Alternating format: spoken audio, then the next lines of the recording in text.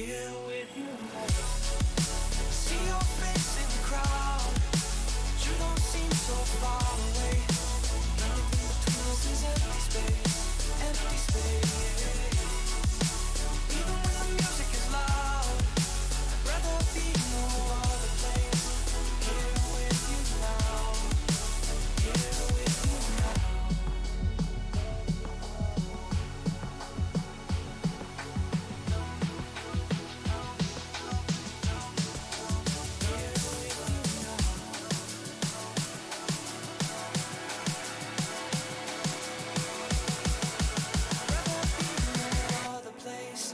Here with you now.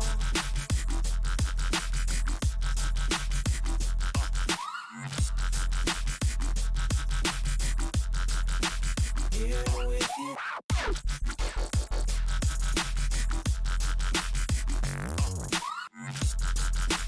Rather be no other place than here with you now.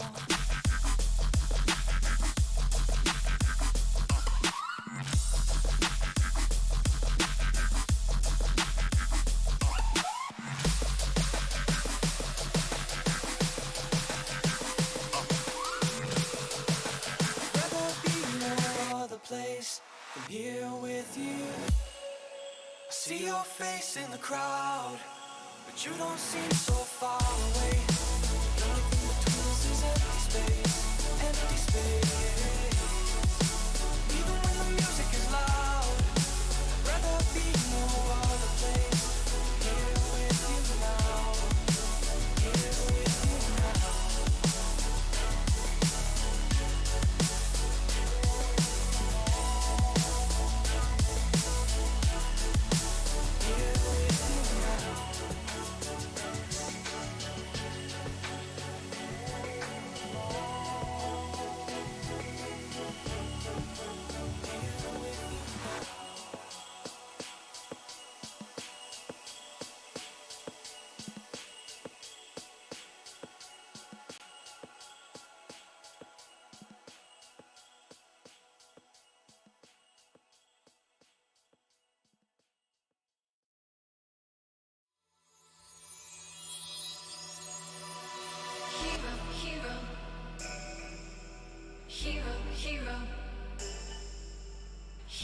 Hero, I wanna be a hero, hero.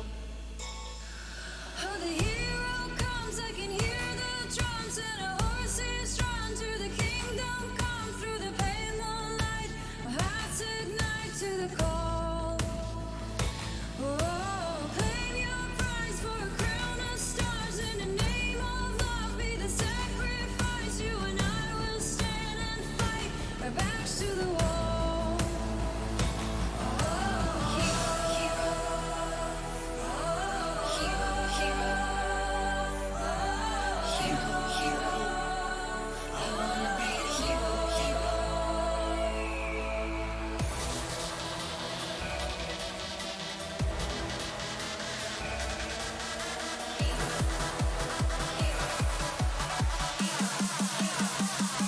I wanna be a hero.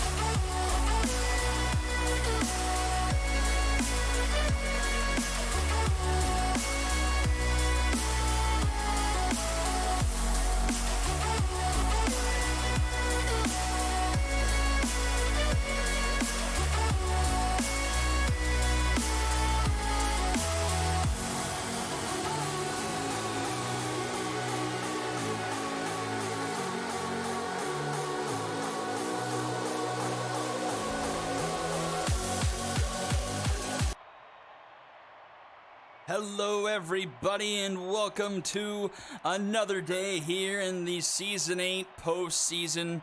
This is Chicken Sandwich coming at you live with Fizek also on the call. Well, hello. Aw, man, Unicorn's bringing out those pinks. Love them. We're going to see if anyone can punch their ticket today into the conference finals. Do or die for some of these teams today. Can they force some gay threes? And Anti-Jar starts things off with the strikeout of Aaron Tobster. I mean, I'll tell you what, aside from that Gauchos Lumberjacks game, we were on razor-thin margins for all those other ones. Every other game was a one-run game, wasn't it? Yeah, it was 2-1 in the ball players' Stingers in favor of the Stingers. 5-4 for the Retrievers over the Dragons, and then this one was also 2-1. So it was tightly tense. And lest we forget, bottom of the 8th, it was 4-1 Lumberjacks. So that one did start out close. And then the Lumberjacks started lumberjacking.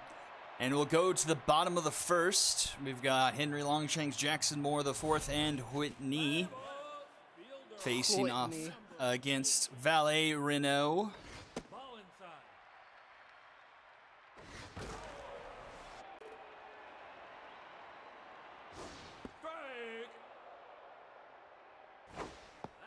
2-2 the count to Longshanks. Runs inside.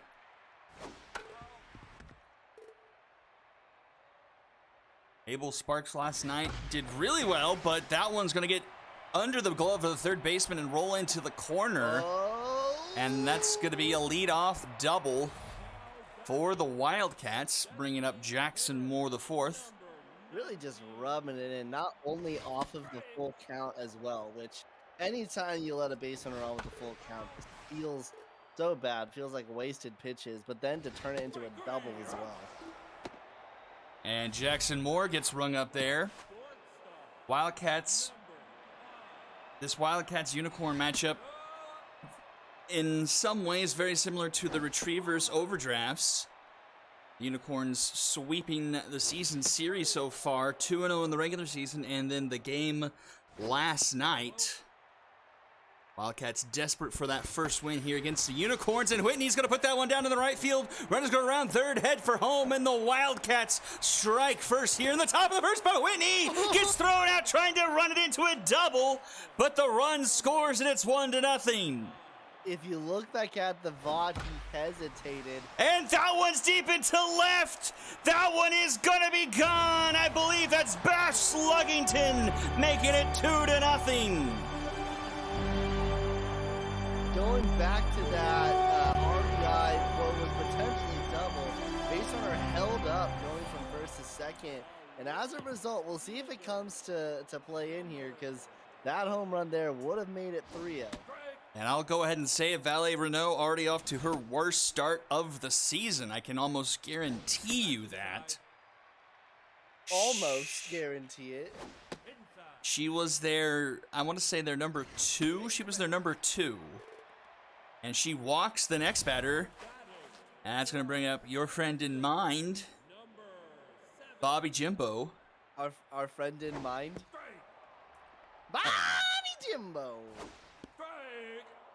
So in the games Renault pitched in during the regular season, it was a win over the Serpents 9-1, a win over the Wildcats 3-2, a win over the High Rollers 7-3, and a win over the Skulls of Rock 10-0. So yeah, things are rough already here for Renault. And 30 pitches here in the bottom of the first. Bobby Jimbo making her work for it. And he gets rung up there. Jimbo lays off the curveball, but it finds a zone. But the Wildcats put a pair on the board, make it 2-0 going into the top of the second. It's surprising. Auntie Jar in the 22.1 innings that we have for her, 5.64 ERA. We'll see if the Unicorns bats are able to wake up. Also worth noting, this is the first time in the 8 seasons of the SSBL that both the Wildcats and the Unicorns are in the postseason together. Wow. And the Bombers got to her early. She started game 2 of that series, and I think he got 4 or 5 of the runs we scored against her.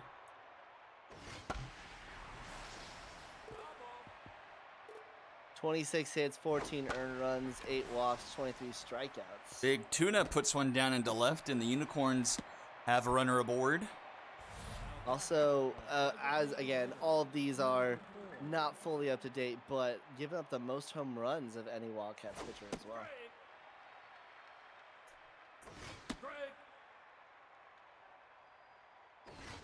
Swing and a miss. Woody Walker gets retired, and that brings up Haggy Porterhouse now. Antijar locked in 3 strikeouts through 1 2/3, and only that hit to Tuna Taigo allowed and make it 2 as Porterhouse continues the inning. 2 on, 2 out now for the linchpin, Jose Odor. Excuse me, Moo Shaw, I was one ahead of myself. Porterhouse batted 164 in the regular season, so great work from him there to get a clutch hit. And the MVP candidate get the Unicorns on the board. She cannot. She gets struck out there. And the Unicorns strand a pair and will go to the bottom of the second, 2-0 in favor of the Cats. And let's see what Renault does here in the second inning. Facing off against 7, 8, and 9 in the order. Bash doing well at the bottom of the order, 352 average.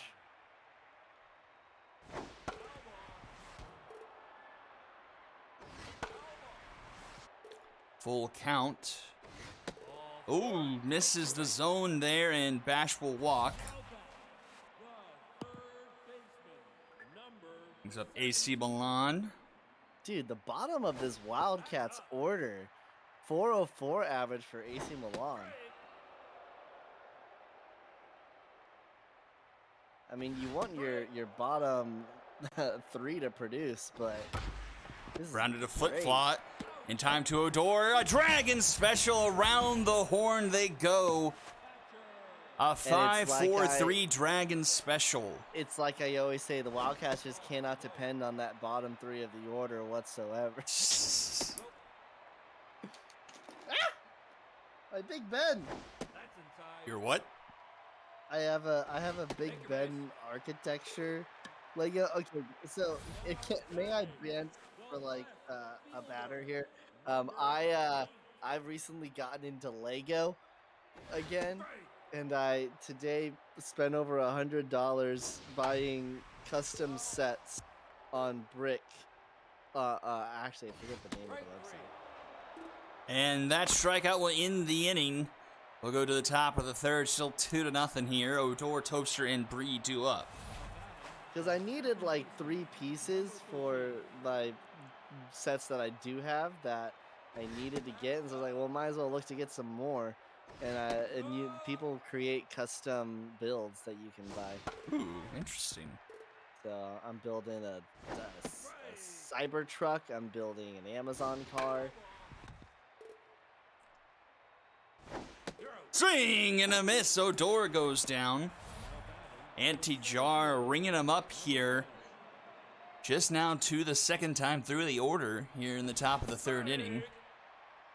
5 Ks and 7 outs. Make it Whoa. 6 in 8. Brings up Breezy Bree. Little bit of a cold bat this season, 231 average. Yeah, Breezy Bree, of all people, had I think a really big sophomore slump, if I remember correctly, because Bree was actually a really good bat they had last year. And we'll go bottom third, still 2-0 for the Wildcats. And here's the top of the order. That actually makes me think, I'm going to go into the Unicorns channel. And this is the thing about Elder, is that Elder keeps everything very well and tidy. So I want to go back to the season 6 and see who was on that Corns of Pop that is now here in the majors. Because I think like we're really seeing the fruition of that Season 6 Minor Super Series squad. I feel like Renault was already up. Mabel Sparks definitely was on that Corns of Pop team. King Kush. I think Flip Flop probably was. Chris Luzon, who is on the Lumberjacks. Mm-hmm. Runner board, and here's RBI hitter Whitney. Got thrown out trying to leg it to second. Runner on, nobody out here in the bottom of the third. 60 pitches already on Renault.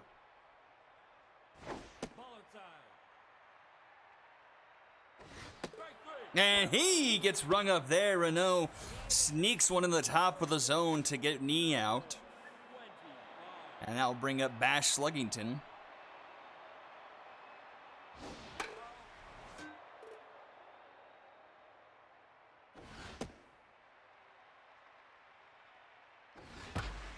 Line shot to Flip Flop for out number 2. Okay, so the Corns of Pop had 7 in their order. It was Bree, Fitflot, Kush, Shaw, Davis, Walker, Luzon. Note that's Alfred Walker, who is on the Serpents. Chris Luzon on the Lumberjacks. Davis is... Where is Big Booty Davis? He's back on the Corns of Pop now. He was this entire season. So only that top 4, Bree, Fitflot, Kush, Shaw. What did they trade Alfred Walker for? I don't remember at this point. I'll look it up once I get the pitching stuff. Here's a chance with Bobby Jimbo, RBI man active, 2 on, 2 out here in the bottom of the third. A chance for the Wildcats to spread it on a bit thicker here. Hard hit ball, but foul. Ain't a 2-2 count. Swing and a miss, set a ball in the dirt. The throw to first is in time. And the Wildcats leave a pair stranded. Will go to the top of the 4th. Heart of the order due up Kush, Footflot, and Big Tuna Tygo due up for the Corns. Man, we forget that Miranda Biscuit went from the Walkers to the Corns of Pop and then to Big Outros. Miranda Biscuit was a Walker? Yeah, Miranda Biscuit was an original Walker. Wow. Corns of Pop rotation was Mabel Sparks, Valet Renault, and Adolan Colon.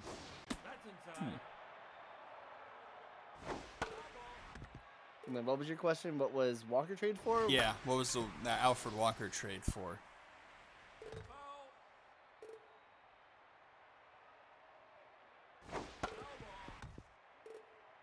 Two now here to Flip Flop. Well, I could have gone so much farther down to find that answer.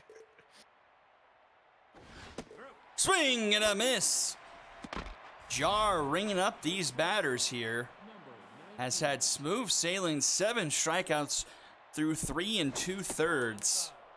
2 hits, one of them given up to this man here, Big Tuna Tygo. Gets a 3-0 lead, and Tygo will take a walk.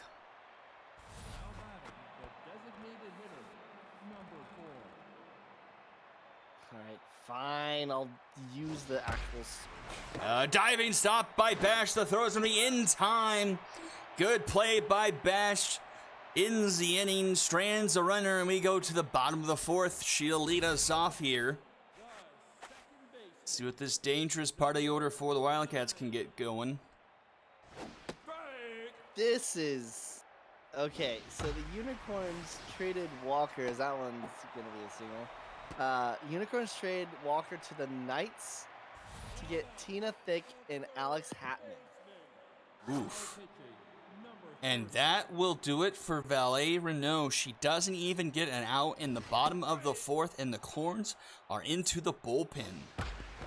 And that's a base hit. 2 will be aboard, and nobody out here in the bottom of the 4th. And to end that thought, how did Alfred Walker end up on the Serpents? Serpents traded Duketown, Season 7, pick 55, which turned into Penny a la Vodka, and the Serpent Season 8 third round pick, which turned into, well, that Serpent Season 8 third round pick got traded, so I'll get back to you with that. Bases are now loaded for the top of the order here. Lawrence Longshanks, a chance for the Wildcats to make a statement here.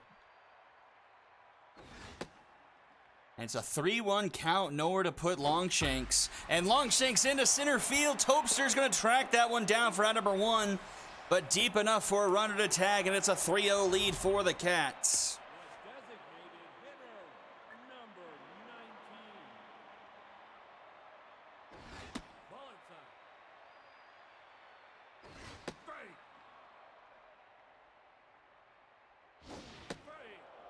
One and two now to Jackson Moore. And Jackson Moore into left. That ball is long gone. No, it's not.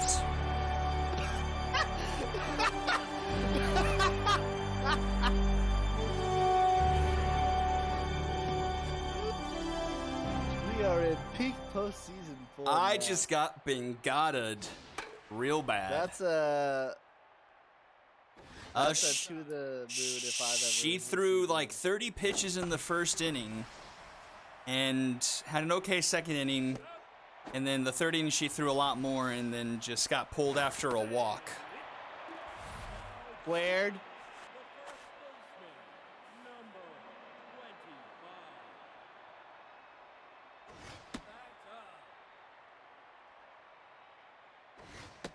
How did the Angels get the Serpent Season 8 round 3? Because the Knights traded the Season 8 round 3 to the Ball players and then traded it to the Angels. So the question is, what did the Ball players trade? And that's what we ended up with to the original question of Alfred Walker. This one's hanging up there.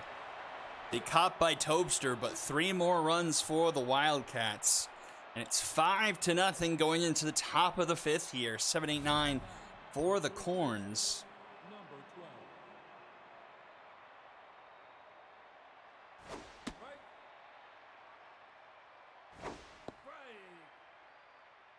We're getting closer.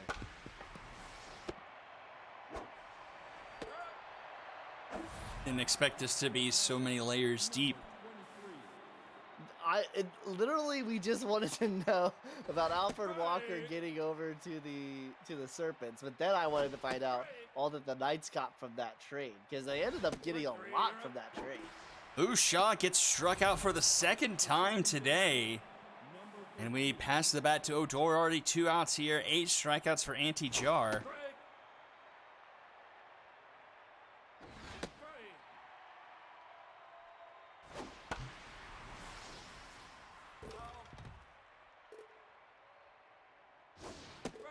And that's a strikeout of Odor. And we go bottom 5. Wildcats leading in a do-or-die game, 5-0. I don't want to do this anymore. Oh you know my what I gosh. just found? What? About the Serpent Season 8 round 3.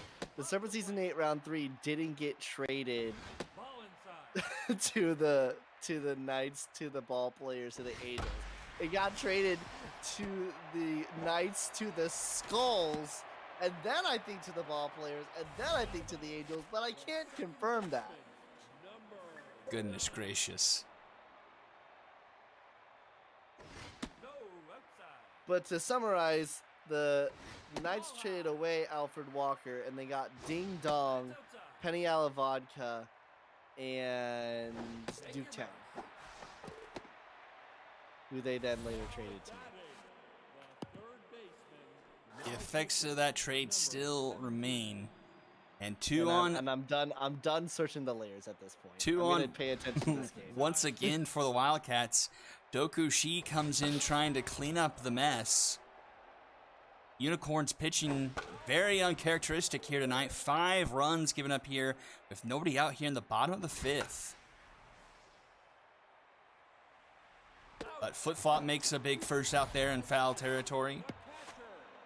But to answer the original thing that got us on all of this rant is that Fitflot, Bree, Kush, Shaw, all a part of that Corners of Pop roster that ended up winning the Season 6 Minor Super Series.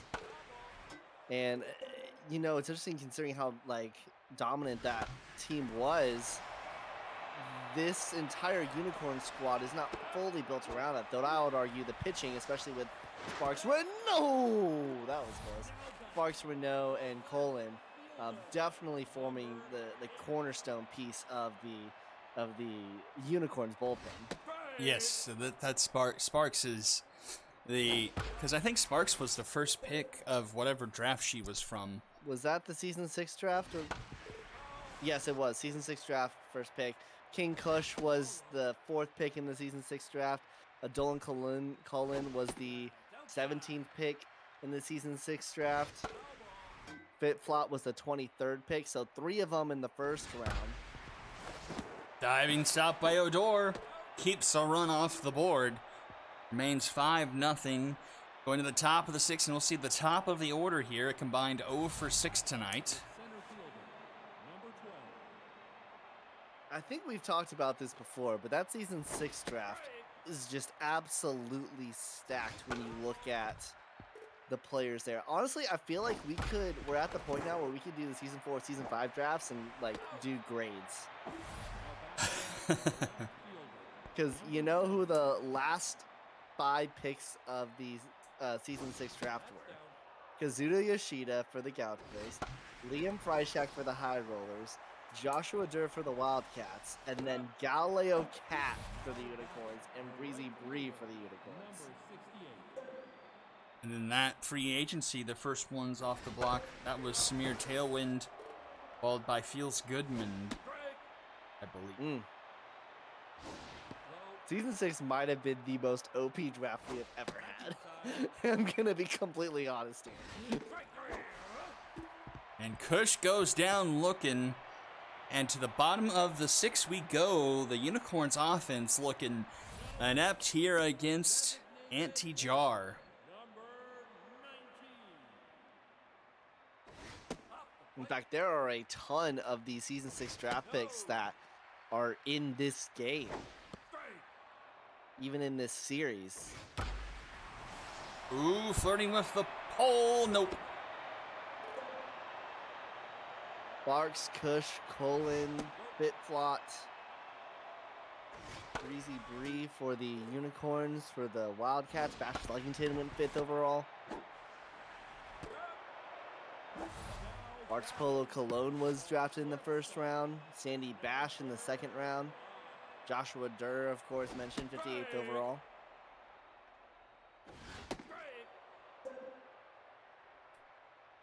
O2 to Whitney. Thanks, Kawashi. I appreciate it. Swing and a miss. Tokushi rings him up there. And I'll hand us over to the aforementioned Bash Sluggington.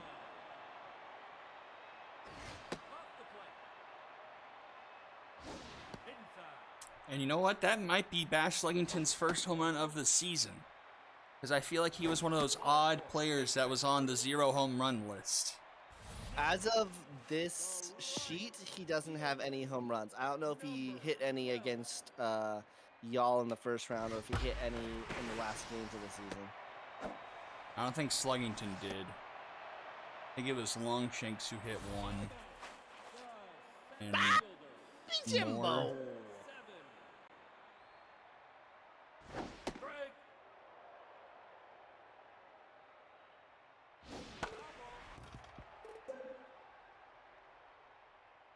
Also, Kawashi, I am analyzing baseball. swing and a miss. RBI man does no good there. And we'll go to the top of the 7th, still 5-0. 9 outs left for the Unicorns to try and rip the hearts out of the Wildcats here. And Anti-Jar is indeed on fire. And that one's popped into left. Longshanks is there. You know, there was so much talk in the season 7 draft of where everybody was going to go. Puppet really got us out of shape, thinking that he was going to be getting Hattie May or like just a pitcher in the first pick. I ended up going with Slowitz. He didn't even draft a pitcher in his first pick or his 5th pick, and that led to a lot of good pitchers going kind of later in the first round. And Auntie Jar 11th overall. And Beef Boy before or Beef after? Boy was 8th. Okay. In the span of 2 first-round picks in the season 7 draft, Aggie got Beef Boy and Auntie Jar. Of course, the biggest pull was the Gauchos, who got Jay Watt, Hattie May, Poodle Starfire, Lily Pad, and Ashley Weber. All in the first round. Doku Shi is Doku done. Doku Shi also a season 6 pick. And we'll go to a Dolan Colon.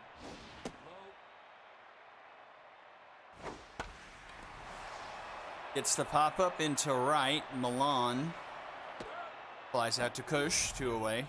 I think I don't know if Puppet's in the chat here. You can correct me if I'm wrong. I think the posturing before the draft was that he was going to get May first, and he had 2 chances to draft her and didn't.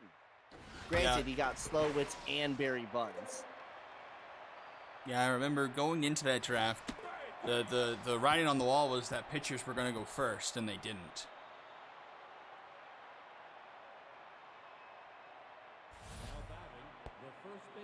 I mean, you got Maury Summer at 20th. I remember you being absolutely stoked about that. Yeah, that was cool. Aggie Poorhouse, one of the few bats that has arrived here in Bengata. He's got 2 hits today.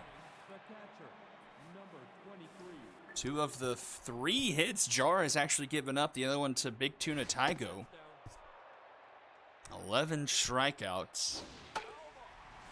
85 pitches here with no outs in the top of the 8th.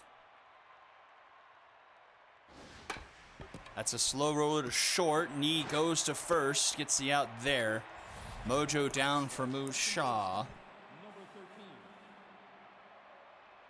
And we'll only have games after our 4-game stream here if only one of them goes to game 3. That one's to the right side. Runner's going to stay put at third. I think that's a decent decision there. Runners at the corners now for the top of the order. Aaron Tobster. Yeah, not a lot of speed at the runner on third. Probably would have gotten gunned down. And Tobster puts that one through. That'll score a run. Unicorns at least on the board here. Maybe time to sit Auntie Jar. She stays in, locked in still.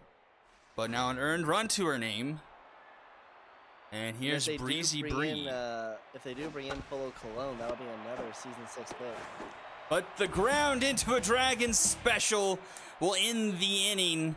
A 3-5-3 double play sends us to the bottom of the 8th and gets the Wildcats out of a jam. Number 8. Ball inside. Ball inside. Let's see if Haggy is going to take this one. He will get that one in time for number 1. The designated hitter, number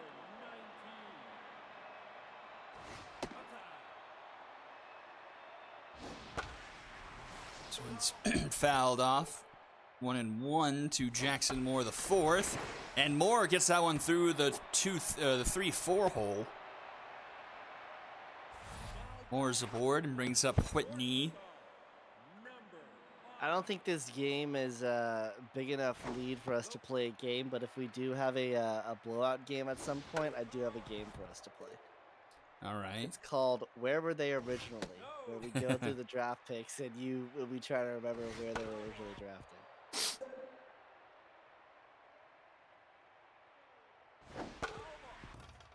Here's a teaser, and Whitney don't answer right away. Ooh, you can comment. Whitney strikes out, 2 away now. Don't answer right away, Whitney. We'll have it at the end of this inning. We'll announce it. and you can guess and then we'll announce it. But folks in the chat, Pacifica Northwest, a part of the Ball Players organization. She was originally drafted in Season 5. Who was she drafted by?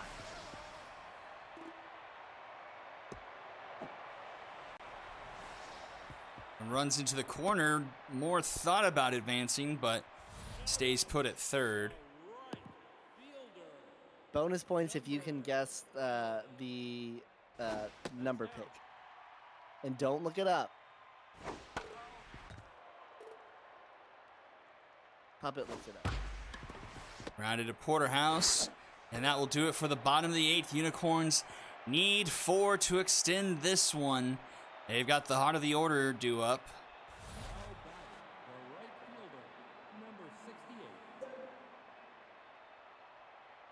Puppet, who are you? Oh, King Kush! A deep one into the bullpen, and it's 5-2.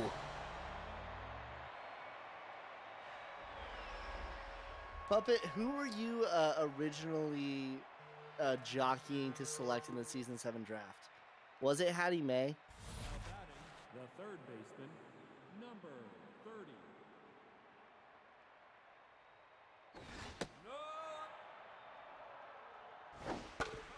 And Flip-flop over Anti-Jar staying in here.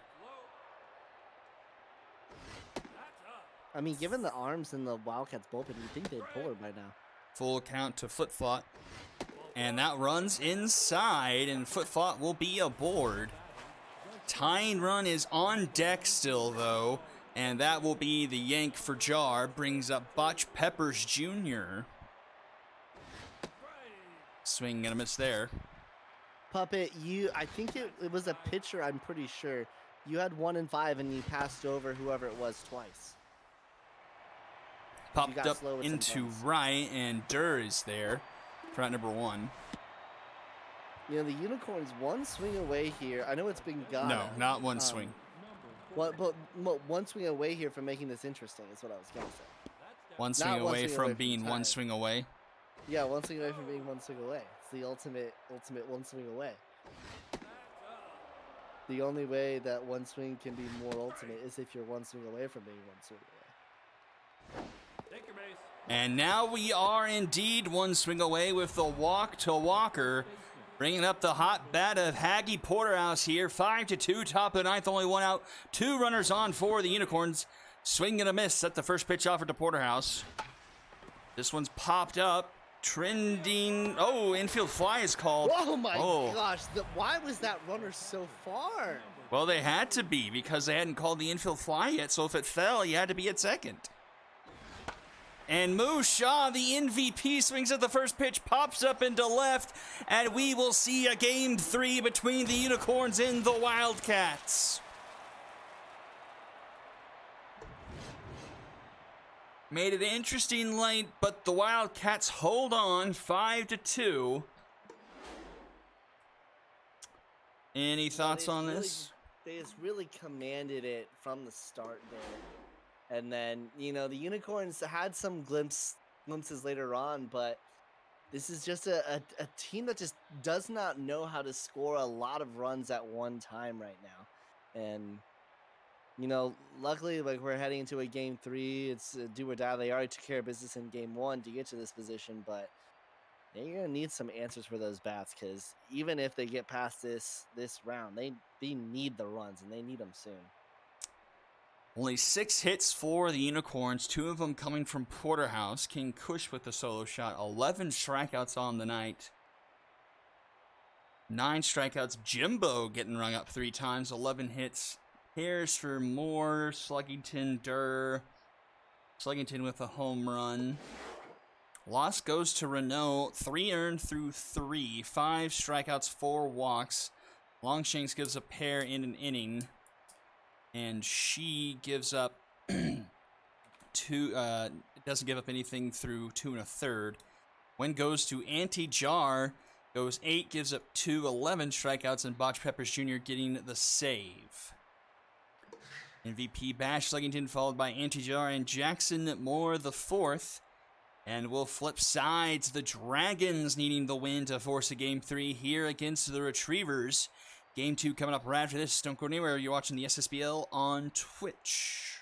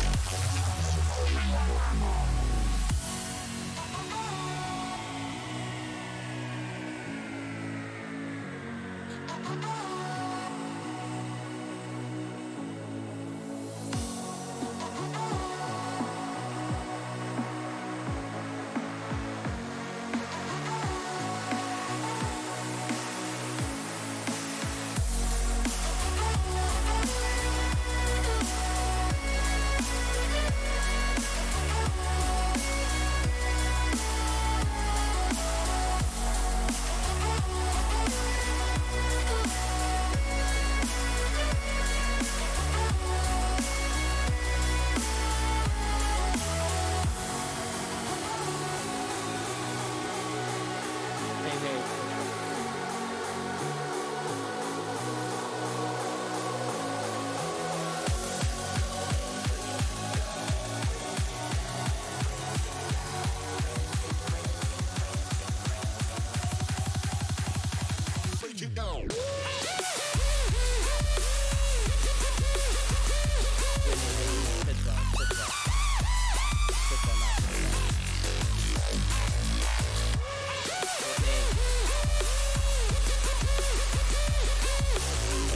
Pitch well, not tippy cap.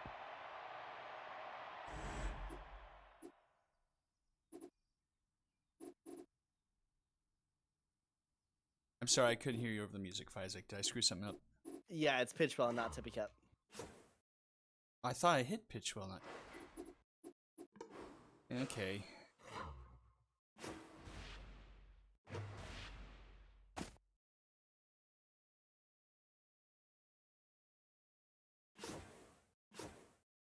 Zelda Narwhal.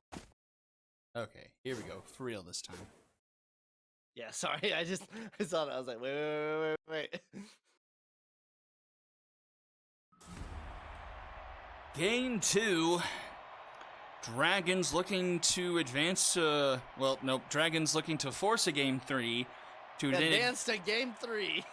to go to their first ever conference finals, whereas the Retrievers looking to punch their ticket to the conference finals for the second time. First time since the run to the Super Series in Season 5. We've got Zelda Narwhal on the mound against Ghana Pitchwell.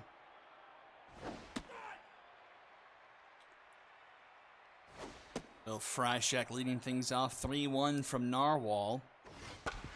Grounded down the first base line. Slowitz with the backhand, and she'll step on the back herself for round number 1. And French pastry to the plate. Is French pastry your version of Bobby Jimbo for me? Bobby Jimbo for me. He can be 3-0. Early struggles with the zone for Narwhal. 3 ball counts on the first 2 batters. That one fouled off, and the count is full now. Does well to battle back though. Hops it up. Barry Buns there in left. And will make the catch for round number 2. The shortstop, number 6. Gary Starr to the plate.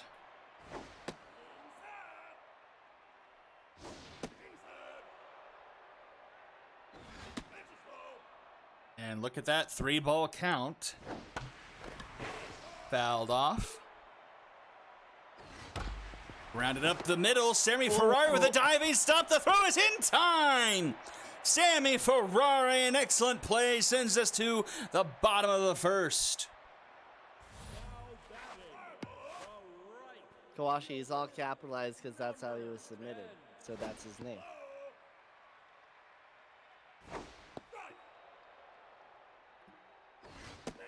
Same way Big Tuna Taigo has big in parentheses. Quotations.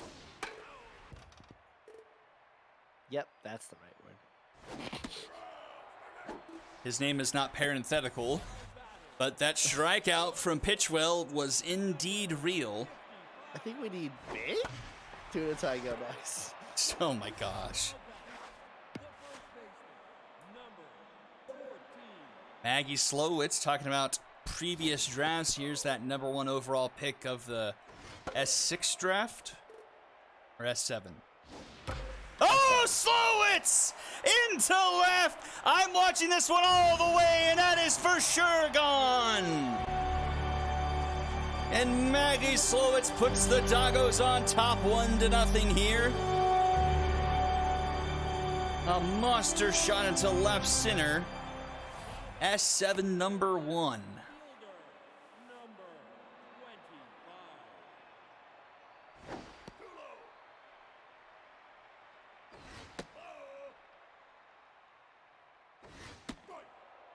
Swing and a miss.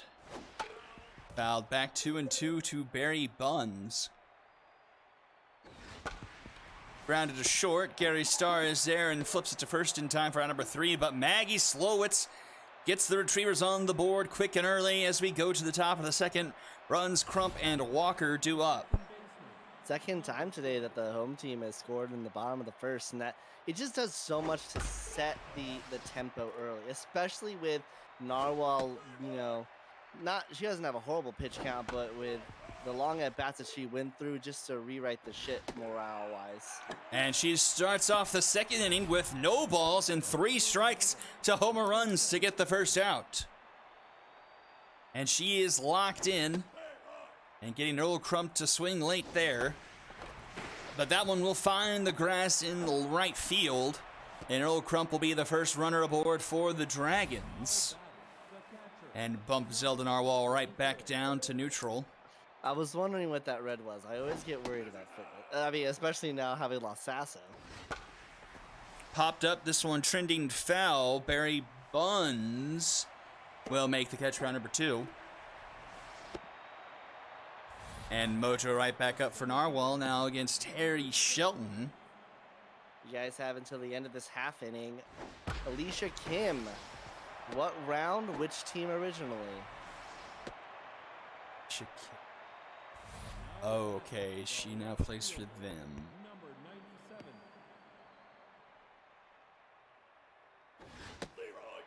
I have a guess. Tell me when I can guess. Before I announced at the end of the half inning. Okay.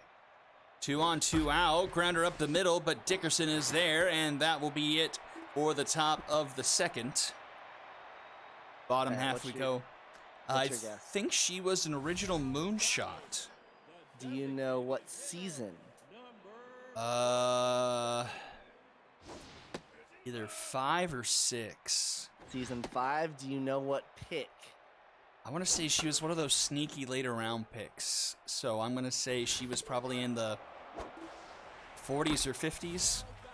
She was picked in the first round. Oh, okay. 18th overall.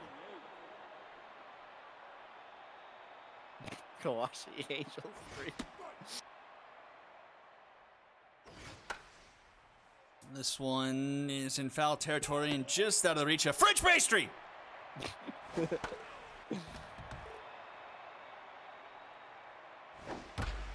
Up the middle, home runs with a nice backhanded play. To in time for round #2. That brings up Barbara Dickerson. Home runs really had big shoes to fill there at second. Sponge Cooper, long time second baseman. He's done pretty well in his stead. It was his, I think his first season starting with the ball players. He started off the season like... He was horrendous. Yeah, and he that's was how horrendous. I almost got him for nothing.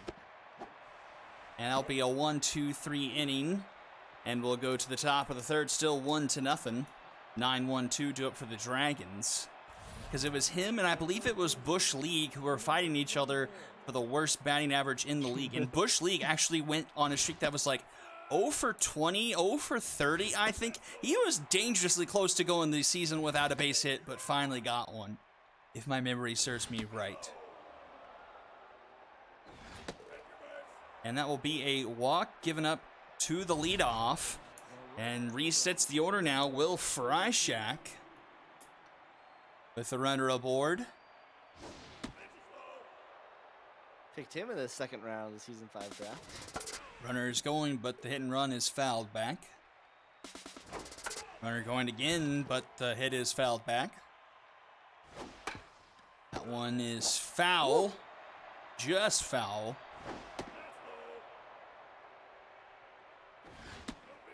That runs inside. The count is full. Swing and a miss. A big K there for Narwhal. And here is French pastry. I just can't stop striking out. And I don't mean I as in the Dragons. I mean I as in me. I just struck out so much this season. EWE.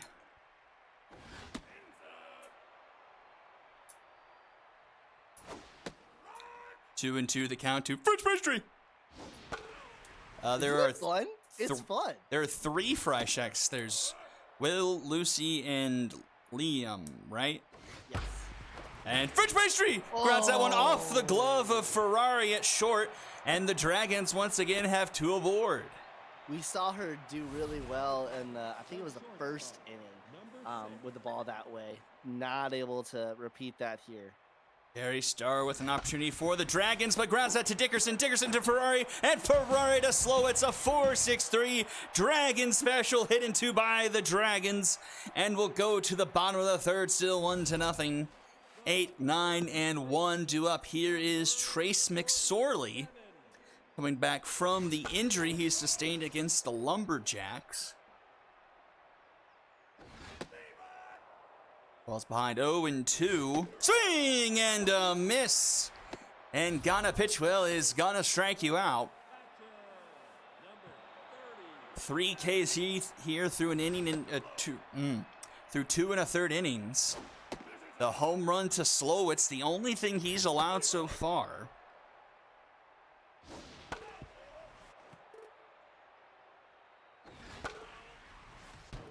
Oh. Here's one that'll stump a lot of people. Who originally drafted DDC? Oh, I know that one.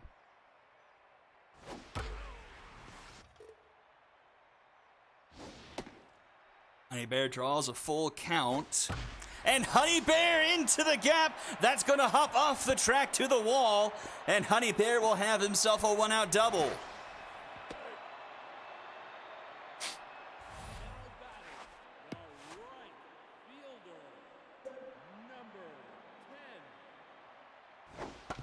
Oh, back to the mound. Pitchwell gets it to Pastry in time for out number 2. Bring up Sammy Ferrari.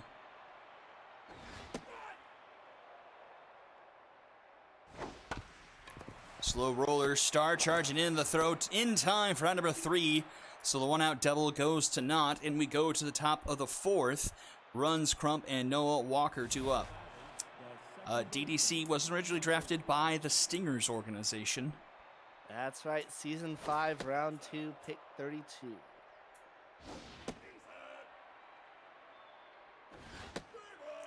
Went to the Lumberjacks at pretty close to right after the draft, and now is an expressman. Oh, Ferrari with the diving stop. The throw is in the dirt. Don't think it was going to be in time. And another runner aboard for the Dragons. The Dragons actually out hitting the Retrievers here, doing better in that regard, but not getting anyone home here. As the home run, the difference in this game, an 0-2 count to Earl Crump. That one's fouled off. Swing and a miss. Narwhal, a nasty pitch, forces a nasty string from Crump, and he's retired. Brings up Noah Walker.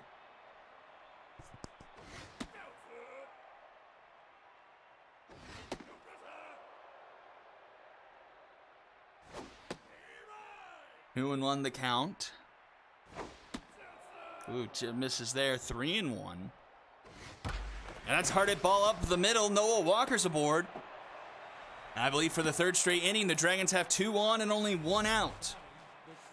Gotta convert here, especially with the way that the Retrievers have been in terms of the later innings as of late. Gotta get runs and gotta get them now.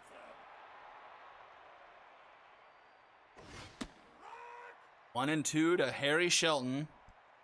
No longer an S tier. And he gets rung up there. You know, he would have done something there if he was an S tier. 2 on, 2 out for Duke Town. And the Dragons tie this game up here with a base hit. 2-0 the count. Grounded. Oh, Narwhal fields her position perfectly and throws it to first in time for out number 3. Whitney, all I know is paid. Any other pitcher lets that one go through the legs, and it's probably a base hit up the middle that scores a runner, but Narwhal says not today. And keeps it a 1-0 game for the home run hitter, Maggie Slowitz. She's got herself a 1-2 count. Swing and a miss. Pitchwell gets revenge, and that brings up Barry Buns. Here's the one for this round. Yellow or green? You originally drafted yellow or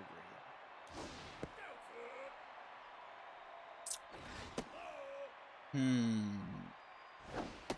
I think I know, but I'm not 100% sure. Barry Buns draws a walk.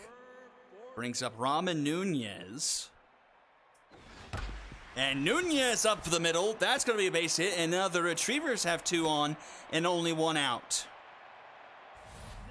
Can they take advantage of their opportunities? Runners going, and that is done to perfection. A bomber special into left. The runner from second never stopped going, and that's going to score a run. It's 2-0. The Retrievers doing what the Dragons cannot. And pushing runs across. Hit and run once again. This time the hit was not made, and a runner is thrown out at second. But a runner now at third. The throw was to second. And that will be in time for out number 3. But another run on the board for the Retrievers, 2-0 going to the top of the 5th. And I believe the answer to the question for yellow or green is the Skulls of Rock. That is correct. Season 5, round 3, pick 41. Oh, this one's deep into center. Back it goes, and it's gone. A solo shot for the Dragons. Instantly reneges the run. The Retrievers just got 2-1, 441 feet into center. Is that Freddie Jupiter? Wow, That's of all Freddie the Jupiter, players. I need to update these stats. Well, Freishek swings up the first pitch, pops it into center field. Caught by Blanco Jr.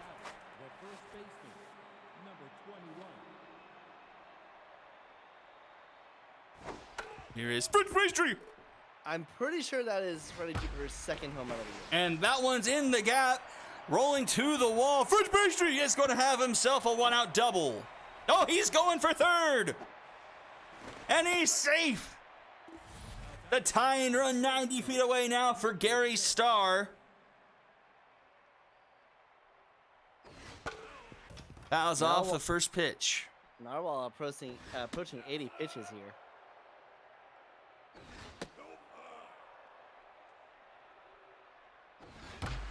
And that one's down to left, and it's tied 2-2.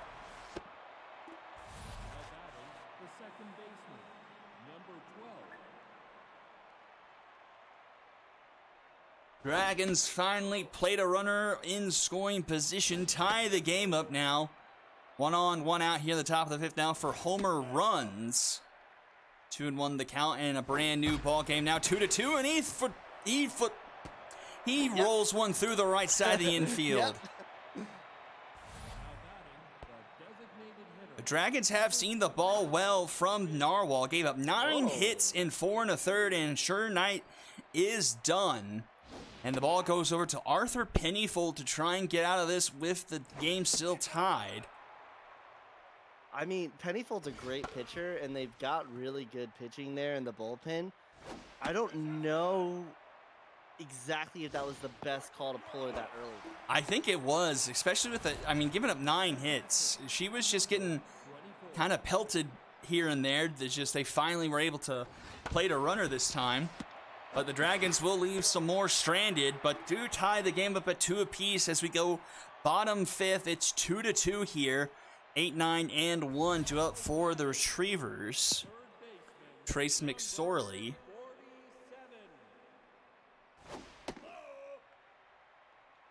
And comparatively, Ghana pitch well, despite the home run to Slowitz, is doing very well. 62 pitches, maybe a bit high, but for his opposition, who's pulled at this point. Here's Honey Bear.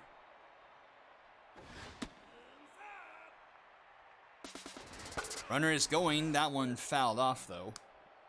I mean, I'll tell you what, the way the hit and runs are working for the Retrievers, keep on doing them. Inside 2-2. Ooh, dangerous pitch to take, but it pays off. The count is full, but swings at ball 4 and comes up empty, and Pitchwell has himself another strikeout. Brings us to the top of the order, Harold McHenry. 0 Here's for 2. one for the end of this inning. Telly Mackin, currently on the Express. Who was he originally drafted by? That one's a hard one because he's not a very prominent player. He never was. Gives you a clue into where he was drafted. And McHenry will take a walk. Puts 2 aboard for the Retrievers once again. Sammy Ferrari. Crucially getting that pitch count up on Pitchwell as well. And here's the hit and run, and it works again! Runner's going to score all the way from second, but the runner headed for third, and he gets... Oh, he's safe! And that will chase Pitchwell. In comes Jar Jar Jackson. The Retrievers playing all kind. Oh, Jackson! He feels his position well, and that's a Dragon special to get out of the inning! Gosh, that was gutsy. That was so gutsy to go for the Dragon special. I think the less risk averse, the more risk averse option was to go home. Oh, that was a gutsy Dragon special call there. A bit of chaos from both sides there in the bottom of the 5th. Retrievers regain the lead 3-2 going to the top of the 6th. Let's see what Arthur Pennyfold still has in his arsenal, as that's a grounder to Slowitz down the first baseline. She'll step on the bag herself for number 1. And here comes Duketown, 0 for 2 so far in this one. Grounded to short. Ferrari in time for round number 2.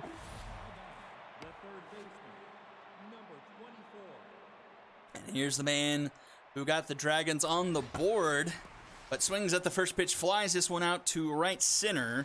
And it'll be McHenry making the catch for round number 3, a 1-2-3 inning for Pennyfold. And we'll go to the bottom of the 6th.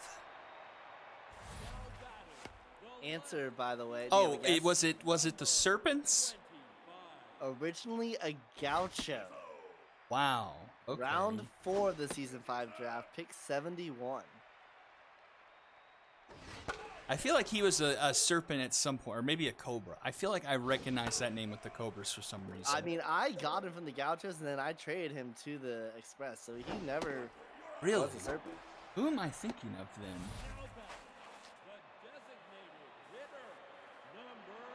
Well, 1 out now for Jar Jar Jackson here in the bottom of the 6th. Facing Ramen Nunez. Foul.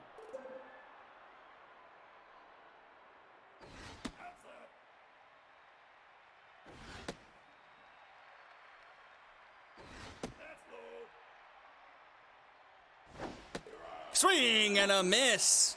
Jackson 2 down. Brings up Blanco Jr.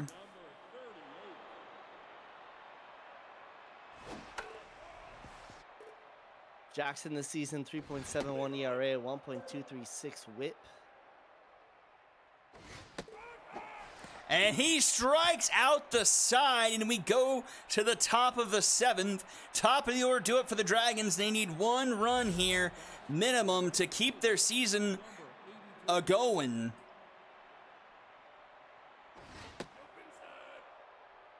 Oh for 3, Will Freishak fouls that one off. Dragons out 0-2 last season as well, so haven't won a postseason game since season 6.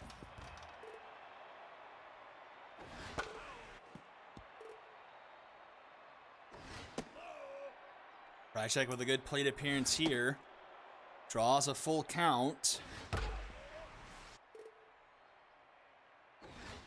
And will draw a walk. So the tying run is aboard for the Dragons. And here's French Pastry. He's got a triple. That cycle watch is on. But we are in the top of the 7th.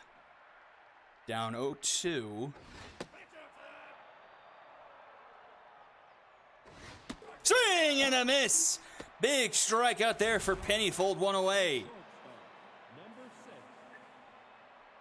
Dragons need someone here in the core of the order to do something. Into center, but that one is hit for Jail Blanco to get under. 2 away now, and here is homer runs. 2 for 3, 2 singles.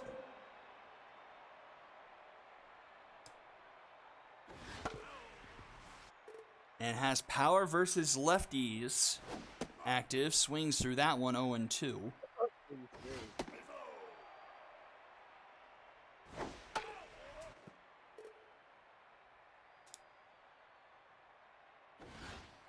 In the dirt, 2-2.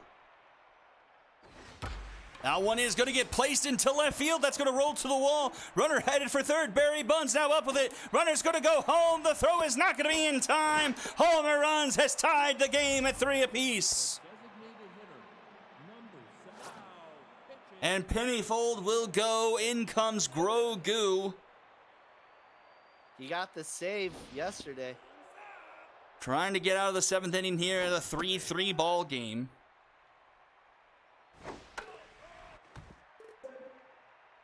Heyman acted for Goo. And he strikes him out there. Gets out of the 7th. But not before the Dragons tie things back up at 3 apiece. Dickerson, McSorley, and Honey Bear do up.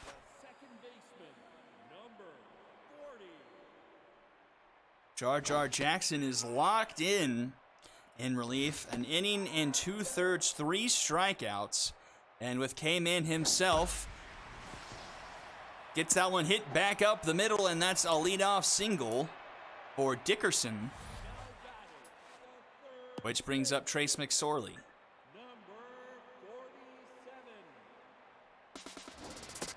Runner is going. The throw to second is not in time, so the go-ahead run 90 feet away, or no, 180 feet away here for Trace McSorley.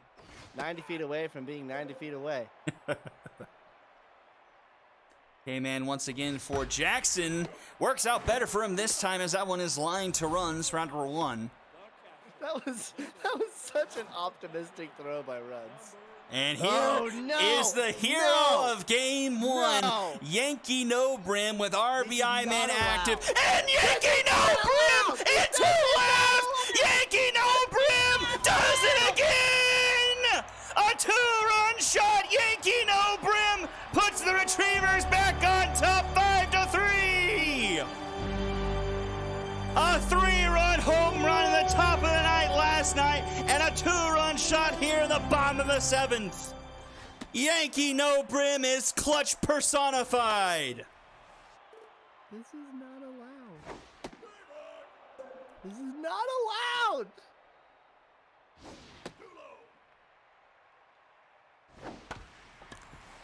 Slow grounded a star, and that's out number 2. I mean, And here- No Brim is giving up. Oh, who was it? The guy who came off the High Rollers bench. Kip Armhorn. Kip Armhorn. He's giving off Kip Armhorn vibes. Sammy Ferrari doubles with 2 away, and here is Maggie Slowitz. Number 14.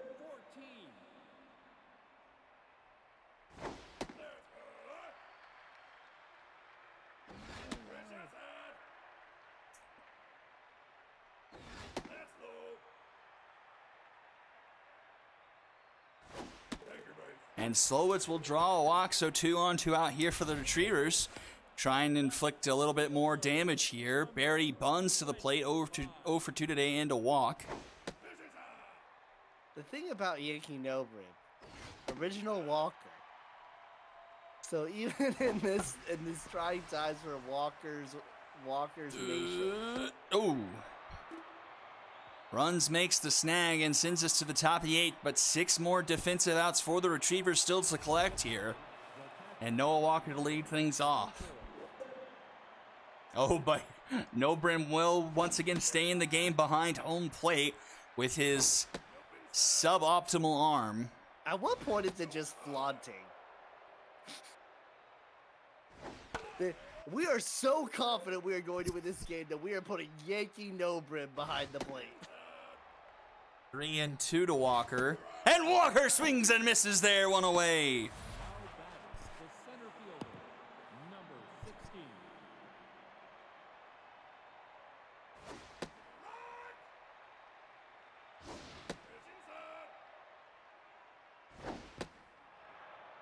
Two 1 now to Harry Shelton.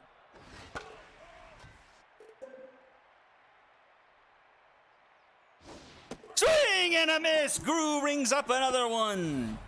The left fielder. Number 2 away now. Here's Duke Town. Man is 0 for 3 here tonight. 1 and 1 the count. 2 and 1. 3 and 1. Swings and misses there. The count is full. Came in active. And just misses on the slider. And I thought that just clipped the zone. And Duke Town will be aboard. Freddie Jupiter's going to get pulled in favor of Velma Betancourt. 1 swing baseball. Betancourt fouls off the first pitch. And now they have to be concerned about the runner. Town doesn't have killer speed, but any speed is speed enough with Yankee Nobrim behind the plate.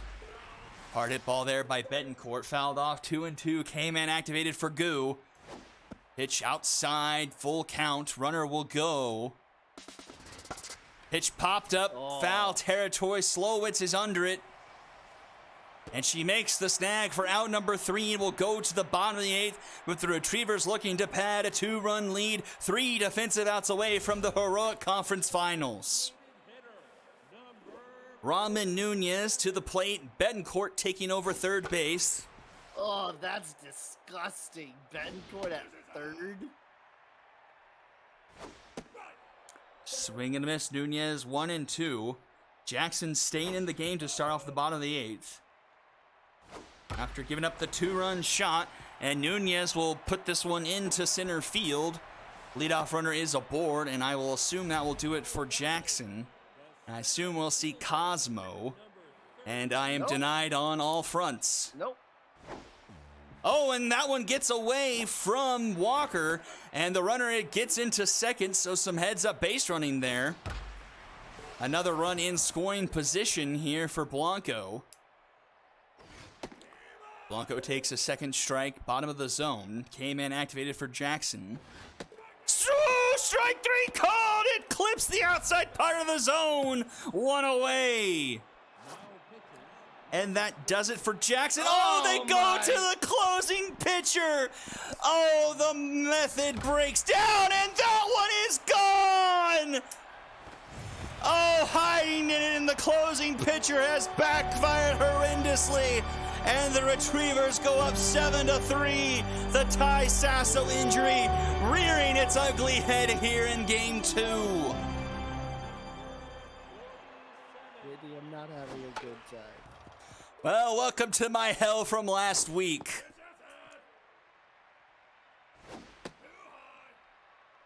At least you didn't blow a 5-1 lead. Yeah, and I'm accustomed to the pain.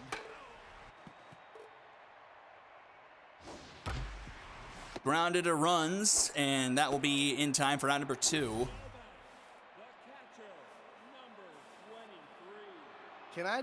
Peg him. Peg him. Do not give him a single hittable pitch. And Yankee Nobrim's second time around will ground out to short to send us to the top of the 9th. Dragons need 4 to keep their season alive. And it's the top of the order. Here is Will Freischak himself.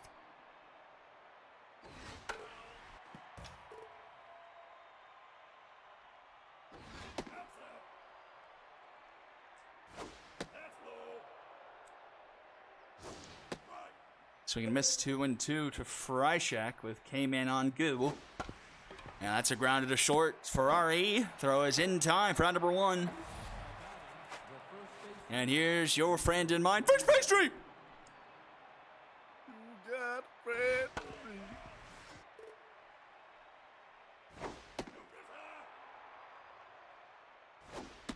Swing and miss 1-2. Grew, K-Man. K-Man indeed! 2 away. 1 out away from another trip to the heroic conference finals. And all that stands in their way is Gary Starr.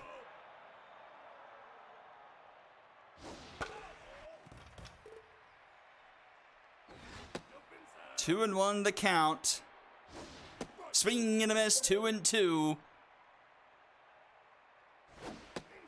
Oh, just misses inside. Oh, and that one in the next batter's box. And we are delayed here. Homer runs now. 3 for 4 with a pair of singles. And Goo will not be given the opportunity to finish the game. Last out is in the hands of Chicken Heart Hot Dartboard. Chicken Heart Hot Apple. 1-1 the count to runs. 4-run ball game with 1 out left here in the top of the 9th. Hard hit ball foul. 1-2. Lays off the pitch. 2-2.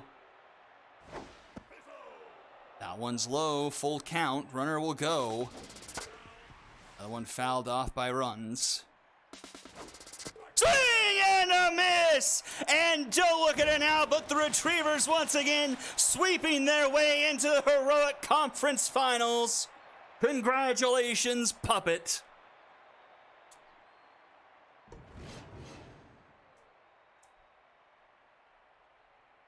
Seven runs off 11 hits. Dragons just 1 hit behind, but 4 runs short where it matters. Any thoughts, Isaac? You know, if there's one thing I've learned as being manager of the Dragons, you know, missing out on postseason, season 4, season 5, starting out 6-0, losing in a play-in game to the overdrafts. Did win a series season 6, and since then I've been swept in season 7 and 8. I gotta say, if it's gonna happen to anyone, I'm accustomed to the failure. And the point worth noting, season 5, Retrievers were 7-0 heading into the Super Series. So this is not unknown territory for them. They kind of tend to do this when they're in the postseason. They win every game they're in. And the question is this season, a Retrievers organization that we have been down on all season, have they finally come to play here when it matters most in the postseason?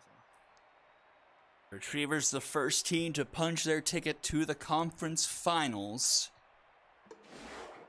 And it was thanks to Yankee Nobrim. Yankee Nobrim, an absolute monster off the bench. I never want to see that name ever again.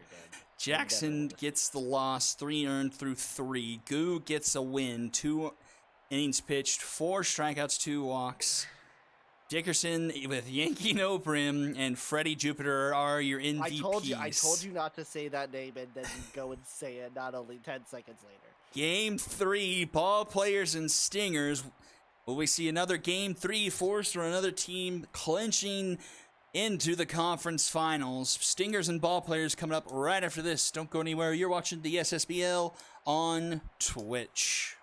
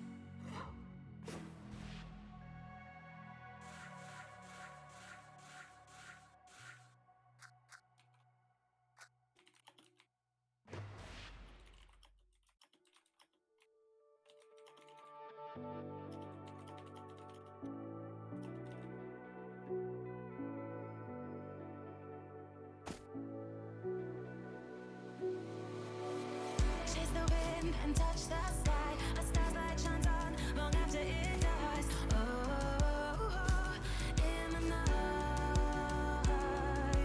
I live every day as if it's your last. All memories been bright like beacons of the past. Oh, in the night. And here we go, game number 3. Stingers and ball players. Do or die for the ball players here. Must win to force a game 3, and they're up to bat here first. Matthias Black to the plates, facing off against Robin Ryan, who was excellent in the game 2 versus the Serpents. I believe he pitched into the 9th inning. I don't think he got any outs, but was absolutely spectacular in that series clincher in the first round, and he starts things off here with a strikeout of Matthias Black. Yeah, you talk about a guy that's seen some seen some shit. Robin Ryan has been through the absolute trenches of this squad, and to potentially be on the cusp of an epic conference finals, it's a testament to Squared's rebuilding and is a testament to, you know, Robin Ryan's longevity. A diving stop by Highgrass, and Ryan covers in time, prevents Billy O'Connell from reaching 2 away. And here is Rick Dilla Stick. Takes first pitch strike on a curveball. So far, we're having a home sweep today. Grounded to short. DeSalsa is there in time for out number 3. I have game number 4 wrong, don't I? The Gauchos should be the home team. Correct. Let's see. Oh, that's the Liberty. They're definitely not in the playoffs. Hey, wait, hold up now. And Ace DeSalsa gets rung up there. Big Blaze on the mound for the ball players, getting the nod here. The rookie here in a do-or-die game 2. Pendragon grounds that to Black. Black spikes it, but Rick Dillastick digs it out. And that's been the fire the ball players have been playing with over the past month here, with Matthias Black at short. Very poor defensively, but it's not backfired on them yet. It's actually been beneficial. They haven't really seen much of a drop down defensively, which is very fortuitous for them, in my opinion, which is how bad Matthias Black is, especially at shortstop. Quick first inning already to the second. Patty Potts with a 1-2 count.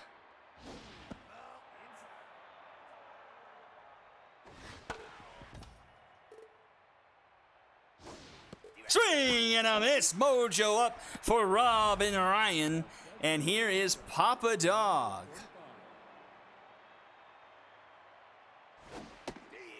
Another controversial move that the ball players made, putting in Papa Dog instead of longtime ball player Terry Thunder. But I think actually Terry or was it Tia? it was Terry. Thea was the shortstop that Matthias Black replaced, and Jerry is the outfielder that never started. This is Quick why we don't have family names for season 9. 2-2 the count for Nathan Tucker. And Tucker strikes out there. Ball in the dirt. They throw down to first in time. And we'll go bottom of the second. Highgrass Garcia and Dallas, Texas due up. The first baseman, number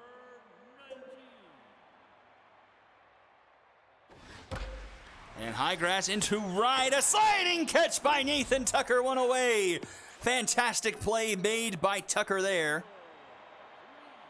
That brings up Penelope Garcia.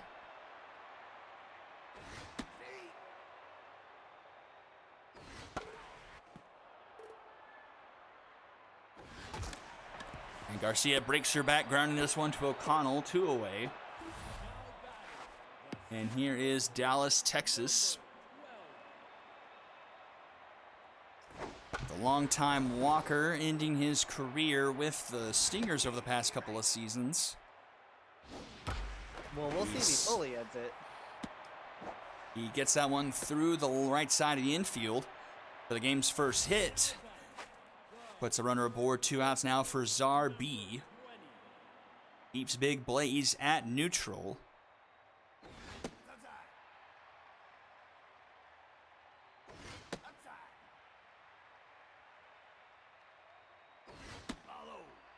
It's a 3-0 count, and that one's hit hard, but a little bit too hard into left, and it's another sliding catch. This one made by Toby Barker, and the side is retired.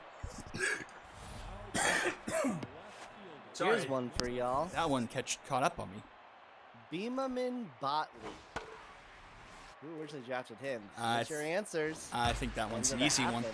And that's going to be the first hit of the night for the ball players. Laced over the first base bag. And Toby Barker's going to have himself a leadoff double, which brings up Iron Hands.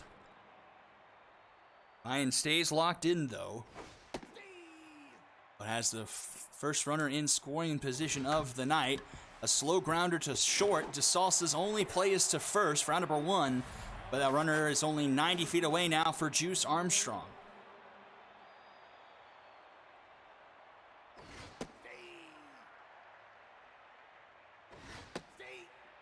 Quick 0-2 count to Armstrong.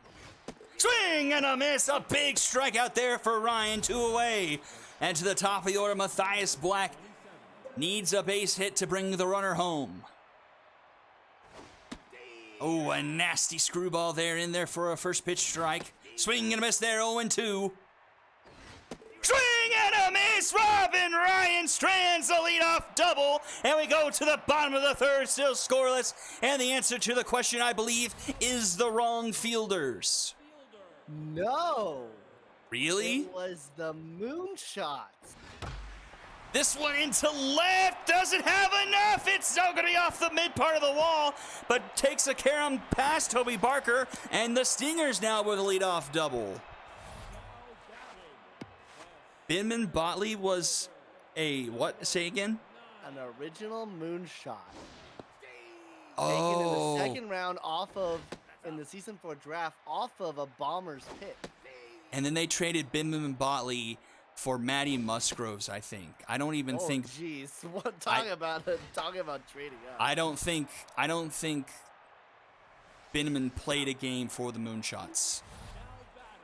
I think Binman Botley got passed around a lot, and so did Matty Musgroves, I think.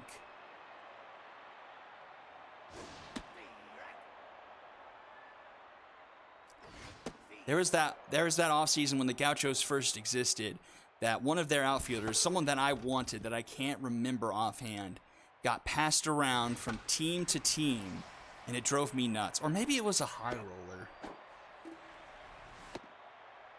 But the Stingers now in danger of stranding a leadoff double as 2 quick outs now. And it's up to Monica Elmenreich to bring her home. Kenya Weist? Maybe. I have to go back to like my early chats with Donut Boy or something. And both teams stranding a leadoff double there in the 3rd inning remain scoreless going into the top of the 4th.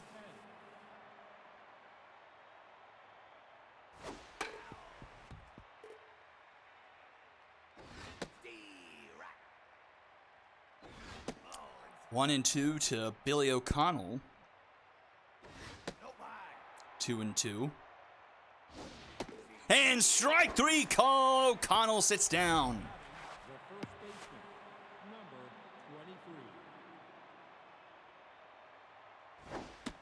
23. Here is Rick Dillistick once again.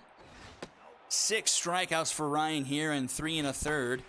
This one is popped up into left. Yomeko is there. And she'll make the second out. The third baseman, number 30. He could had to have been an original high roller or an original gaucho, maybe. Who? Not drafted. Because the only one that was drafted in season 4 for either of those as an outfielder was Weast. And Potts gets rung up there, and we'll go to the bottom of the 4th. Still nothing doing on the scoreboard. Dean, thanks for catching up on a point I've already made. The right fielder, Botley did play, at least I'm fairly certain. Oh, I think I'm thinking of Woden Wayne. Because Bidman Botley and Woden Wayne were Josh's like nieces or nephews or cousins or something. And those are the 2 players he made that season. And I think I flipped them in my brain. Woden Wayne was drafted by the wrong fielder. There, yep, that's what I did. And that's a strikeout of Kennedy, 1 away. God, I have too much worthless knowledge in my brain.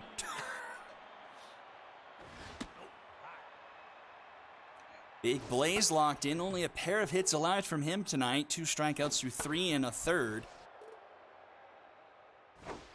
And he gets rung up there. An inside pitch just clips the zone. And it's 2 down now here for Penelope Garcia.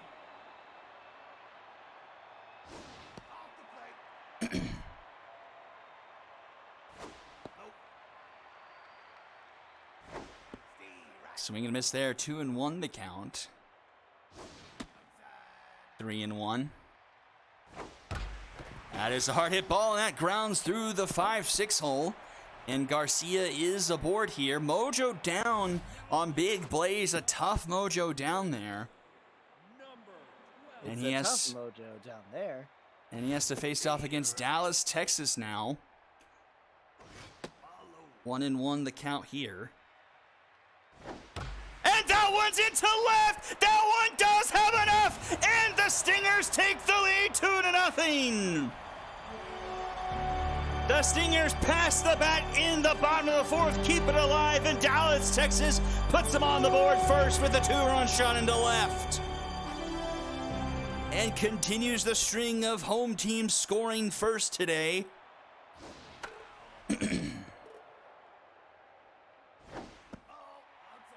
And Big Home teams Blaze have won is so far. definitely not locked in anymore.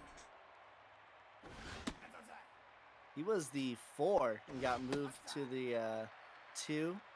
Leonard Northwest getting the bump to the 4. Popped up into left. Toby Barker will close the 4th inning. But Dallas, Texas putting his team on top 2-0 as we go to the top of the 5th. Papa Dog, Nathan Tucker, and Toby Barker do up. designated hitter, number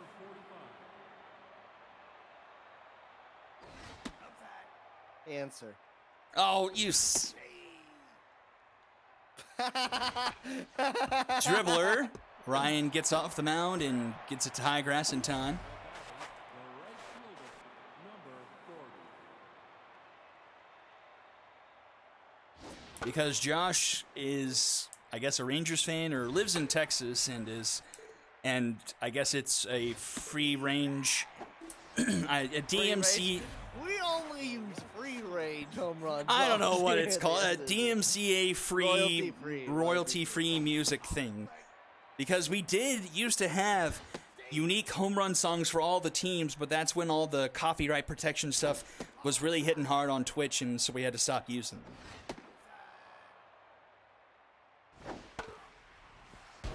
Oh, what? What? Swing and a miss! Toby Barker goes down, and we go to the bottom of the 5th. 2-0 still the score. 8-9-1 2 up for the Stingers. Batting, the left fielder, number 12.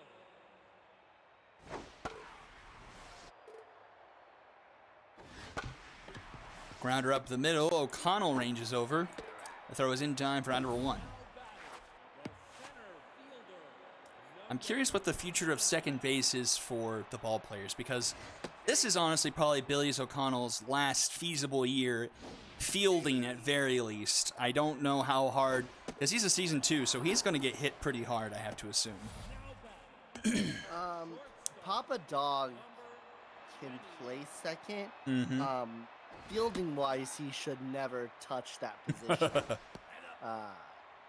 So they do have, I think they have some good hitting options, but sort of along those lines, they don't necessarily have good fielding options right now. 2-2, the count to Salsa, and that one's through. A 2-out single for Ace. Ooh, a tense Matthias Black fielding at shortstop. He's got no fielding now whatsoever. Monica Elmenreich, 0 for 2. That's a big part of why the Stingers are here. She was a huge acquisition for them at the midway point. But she pops this one into left, and Barker will close the 5th inning like he did the 4th. And we go top 6, still 2-0 in favor of the Stingers. We got Hands, some Juice, and Matthias Black due up.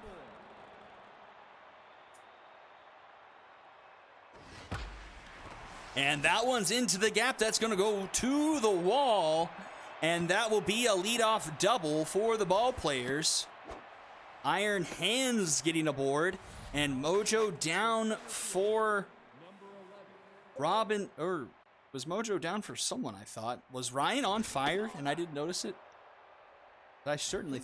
I think so. Okay. We are into the 6th, and the ball players have yet to score a run, so it's not unknown that they could be. Very similar situation. This one's grounded to high grass. He'll take it himself for round number 1. Oh, he was on fire, and he's back to on fire now. And facing off against Matthias Black. On fire versus tense with a runner 90 feet away. First pitch called a strike. That one misses, 1-1. Fouled back, 1-2. Ooh, curveball misses, 2-2. That one's fouled back again. 72 pitches here for Ryan.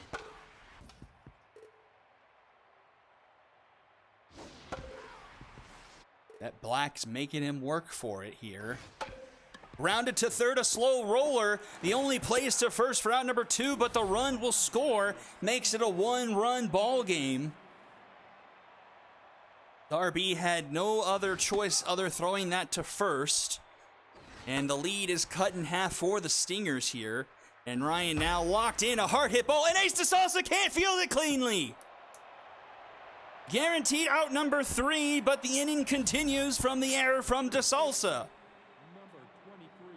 And things getting ever so gradually more interesting here as Ryan's pitch count is climbing higher and higher here. But that's a grounder to third, Zarbi.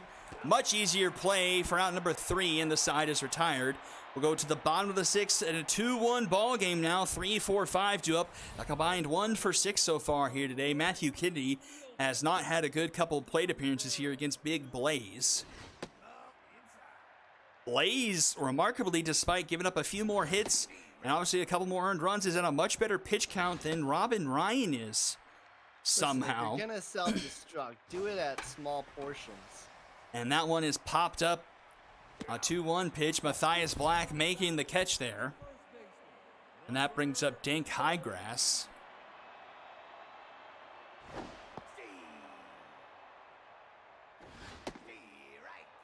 Some ugly swings and misses here. Lays off that pitch. Inside 2-2. Got a good chunk of that one, but not enough, as that one is popped up into right for Nathan Tucker, out number 2. And here comes Penelope Garcia.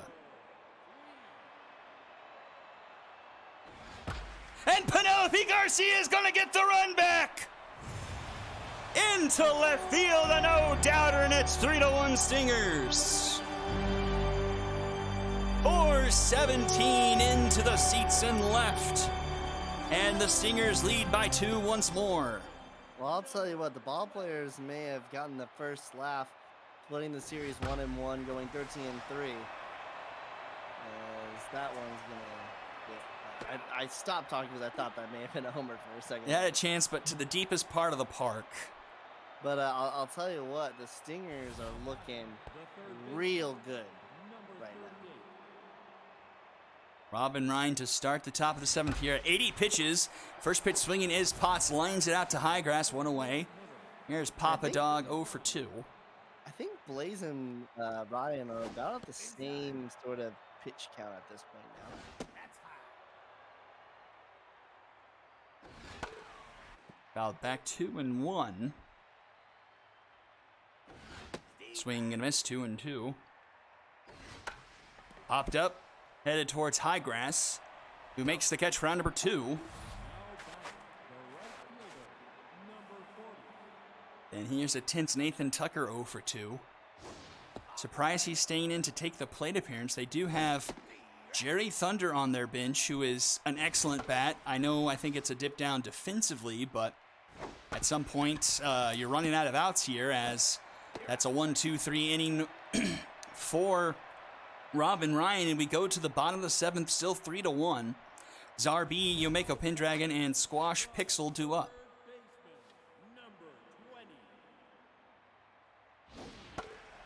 Gosh, you have so much to learn about disappointment. You have so much to learn about this league. Popped up into center. Oh, Juice Armstrong gets that one just by the hair of his chinny chin for round number 1. And that will do it for Big Blaze. He goes 6 1/3 and passes the ball over to Adrian Walker. Walker did a good job last night shutting out these Stingers, but the offense couldn't get the job done. It was already too little too late. Since the Season 1 Super Series, the ball players have won 1 postseason series. And Walker strikes out Pendragon 2 away. And brings up Squash Pixel.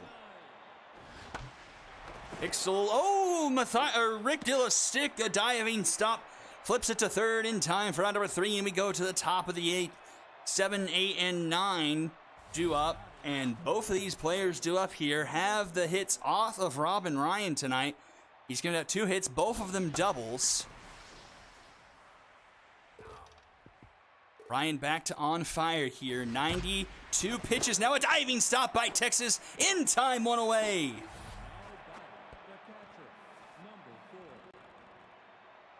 And here's the other one, Iron Hands.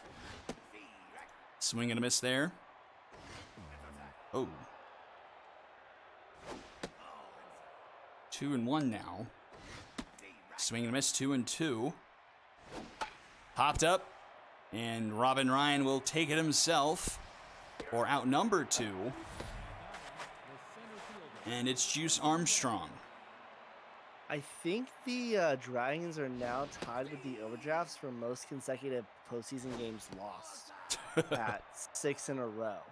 Now, here's the thing. I need to look at the Season 6 The Bombers are at 4. Yeah, Bombers are at 4. Zarbi! A fantastic play to rob a hit from Juice Armstrong and send us to the bottom of the 8th. What an amazing play at the hot corner. Anyway, you were saying? The ball players are actually, if they lose this game, they would also be at 6 straight. They lost 2-0 in that divisional round back in Season 6, so this would also be their 6th straight postseason loss.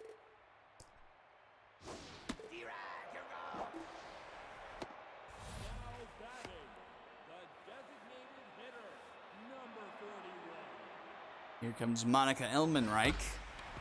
Patty Potts fields that cleanly. The throw is in time for round number 2. What is it about the ball players in the postseason?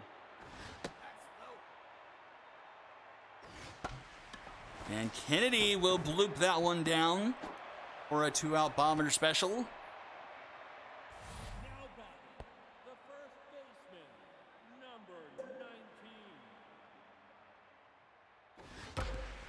And that one's through the left side of the infield. Back-to-back base hits. Puts 2 aboard, and here's a home run hitter, Penelope Garcia. A chance. I think this matters more than it appears. Ball players have plenty of power in their order. And it's all for naught as that one's popped up. And Iron Hands will make the catch round number 3. And to the top of the 9th we go. Matthias Black, Billy O'Connell, and Rick Dillastick, Will Robin Ryan go the rest of the way. Top of the order. Tonight they're 0 for 9 with 3 strikeouts. The top of the And order. 103 pitches, but on fire. Swing and a miss, 1-2. Oh, Matthias Black into left, and it's a 1-run game once again! And that's why you pull. The tense man beats the on fire man. And we've got a 1-run game, and it's up to Danny California. That's a choice. This'll, I'll tell you what, if the Stingers pull it out here, they deserve it. Grounded to short to Salsa. 1 away. The first baseman, number 23. Grounded to third, RB. 2 away. And the last hope for the ball players is a 10-0 for 3 Patty Potts. And she stays in the game, so we don't see either the Thunders on the bench, Theo or Juice. 1-1 the count. Fouled off. 1-2. Ball players down to their last strike. Just misses inside 2-2. Fouled back. Another one fouled off. A full count. Stingers 1 strike away from advancing to the Epic Conference Finals. Broken back, popped up. Danny California is under it, and the Stingers are going to the Epic Conference Finals. Well, as he said, ball players now have lost 6 straight postseason games, tied with the Dragons in overdrafts. That doesn't do justice to this series, though. Stingers won Game 1 2-1, Game 2 3-2. They got a ticket to the Epic Conference Finals, averaging 2.5 games, or 2.5 runs a game, and it's all in that pitching. That pitching rebuild has done so well for the Stingers, and now they're gonna be. I'll tell you what, they're gonna be watching either the 5th game tonight or they're gonna be watching tomorrow real closely, because Wildcats and Unicorns, they're definitely gonna favor one over the other, but. Still, for the ball players, finished 13-3 for the regular season, number 1, and that resurgence towards the end was all in their hitting. Really, is what got them that 13-3 record at the end, and they just could not find the runs here in the postseason. And they avenge some of the ghosts from last season. The Stingers do, because if you remember, the ball players and Stingers last year actually played a play-in game for the division title last year. The Stingers had it won going into, I think, either the top or the bottom of the 9th, and had a multiple run lead, and it was Robin Ryan who came in for relief and blew the save, and the ball players won, and is why they got the first round bye and then faced the Unicorns, and what sent the Stingers to the wild card to then eventually lose to the High Rollers. So, just an unbelievable turn of events there from the Stingers, avenging some of their pitfalls from last year. And it's Penelope Garcia and Dallas, Texas to the rescue, both of them with home runs and all the RBIs with the 3-2 win over the ball players. Only 3 hits allowed tonight. Matthias Black hitting that home run late. Toby Barker and Iron Hands. Loss goes to Blaze. 3 earned through 6 1/3. Walker does what she did all season. 1 2/3. 2 hits allowed, 2 strikeouts. Robin Ryan is on another level this season, this postseason. 2 excellent games, pitching 8 innings, I think, in both of them against the Serpents and the ball players here to push his team even further. And the save goes to California. MVP, without a doubt, goes to Ryan, Texas, and Garcia. And that will do it for game number 3. Game number 4, and the Gauchos redeemed themselves from an ugly Game 1 loss to the Lumberjacks and force a Game 3, or we'll be playing Game 5 here tonight. Lumberjacks Gauchos coming up right after this. You're watching the SSBL on Twitch.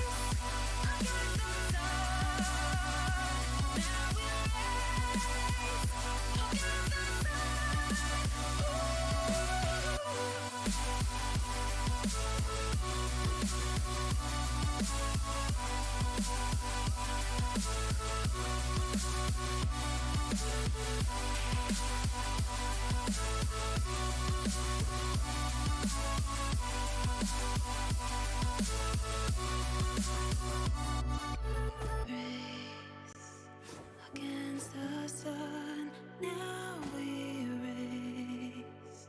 Against the sun, race. Against the sun, now we race. Against the sun. And here we go, game number 4 on the night. Gauchos versus Lumberjacks here in Motor Yard. Do or die for the Gauchos, but the Lumberjacks fighting to punch their ticket to their 3rd overall Heroic Conference Finals. Would that be correct? That would be correct. They made it in Season 4, made it Season 5. Haven't been since. 2 tickets punched already, both from the lower seeds of their respective matchups. And the Lumberjacks flipped the script here and take game 2, but Cade 6 has something to say about it. 2 quick outs here in the top of the first. Lumberjacks also looking to get their first postseason series win since Season 5. That one's 2 Billups for out number 3, and the side is retired. Bottom first we go, Biscuit, Tailwind, and Jay Watt. The season series between these two teams has been tumultuous. A 10-2 win for the Gauchos in the regular season, and then 14-1 last night. Is that correct? Yep. So it's do or die in just about every way you can phrase it, and it's been Toe Jam on the mound, and Biscuit is going to bomber special. That one just past the glove of Gene Dream, and leadoff runner is aboard. And here is Samir Tailwind.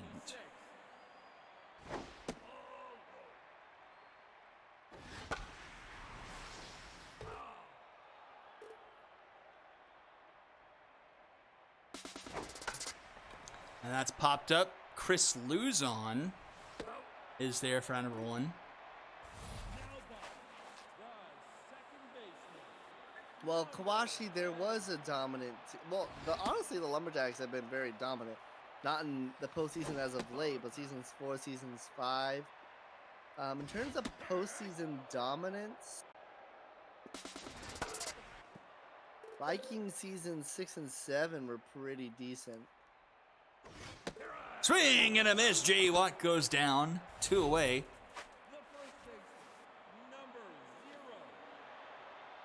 Moonshots were always a complete year in the regular season and a complete flop in the postseason.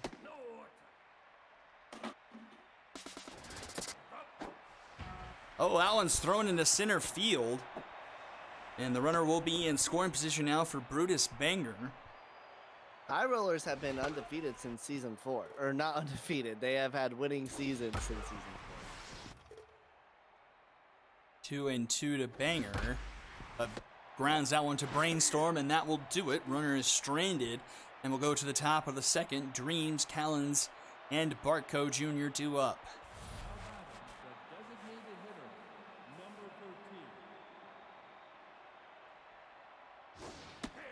Last time the Lumberjacks did make it to the conference finals, though, their opponent, The Retrievers. the Retrievers.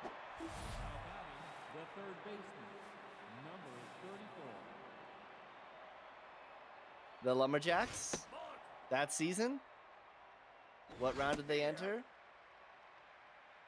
The divisional round.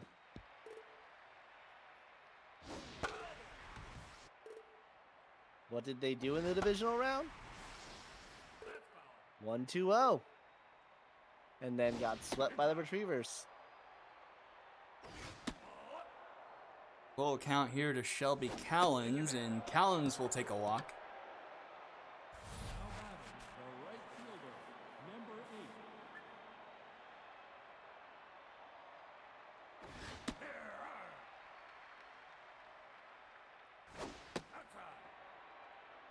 In fact, who did the Lumberjacks face that season, season? Well, it wasn't the Moonshots, and it wasn't Retrievers. Was it the Knights? Now batting, the first baseman, number 3. And the Knights, maybe the Vikings. It was the Vikings.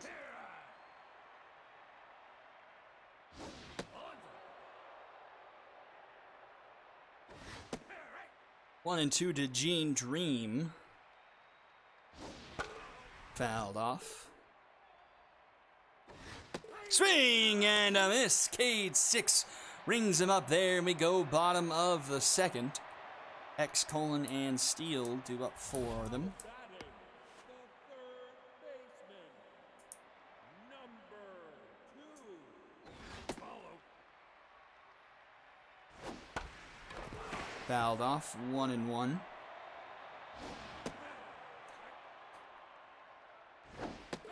And she gets rung up there. Donner Colon. Ugh, my phone isn't in here. Thermostat must have gone into eco mode. It's getting hot. It's in the hundreds here in South Carolina. Swing and a miss, and the mojo is up on Toe Jam.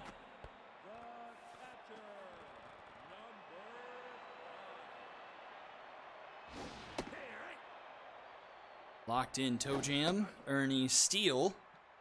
Having some rookie blues this season, but looking to make something happen for his team here. But rings up there, another strikeout for Toe Jam. His fourth, and we go to the top of the third. Luzon Destroyer and Speedy Gonzalez. Number 10.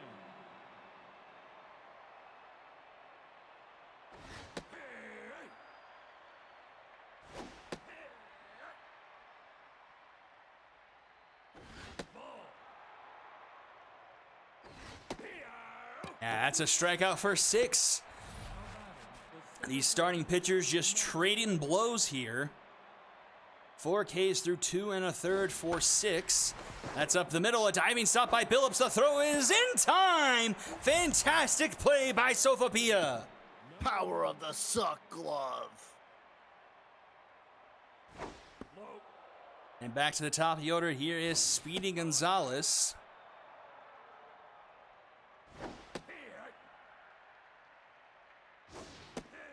Swing and a miss there. 2-2. Swing and a miss. Down goes Gonzalez, the 5th K for 6th. And we go bottom third. Billups, Dion, and Biscuit do up. The shortstop, number 9.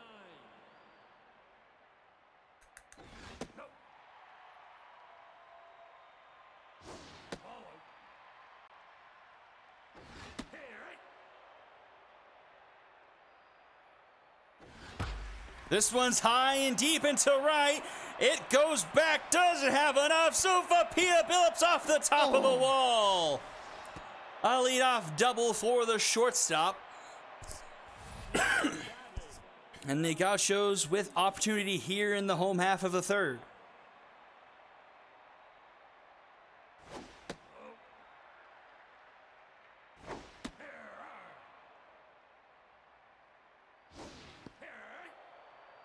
One and two to Dion.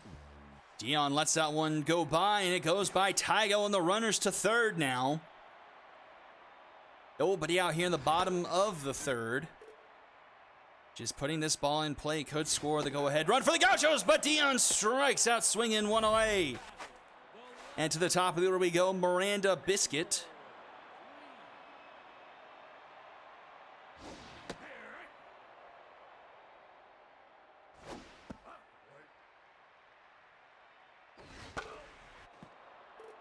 Fouled back 1 and 2. Did y'all know today's Flag Day? I did not.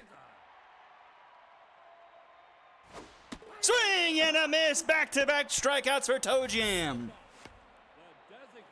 Came up in my my Windows search bar. There's an American Flag Day. I was like, what is this doing here? And that's grounded to Luzon on the one hop.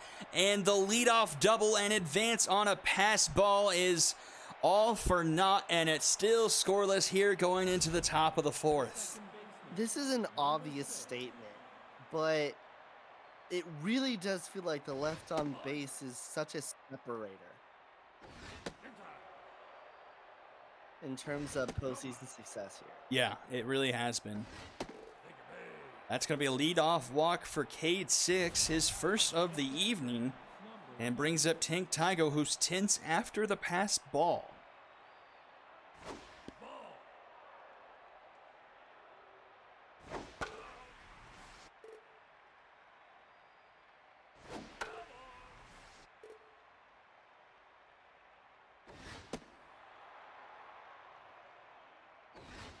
Swing and a miss. Tygo goes down. And here is Rec Dreams. He was the man who hit the first grand slam in that bottom of the eighth. And That- initially got the Gauchos' hopes down, and then the torment and torture happened.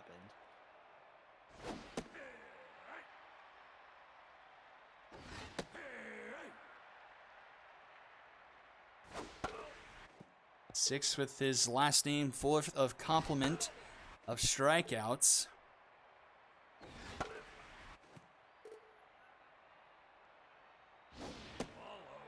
Full count to Rec Dreams. Hopped up, foul territory. Miranda Biscuit can't get to it. We'll do it all again. And that one's going to get down into left. A base hit, the first hit of the night for the Lumberjacks. And they've got two aboard, only one out here for Shelby Callens.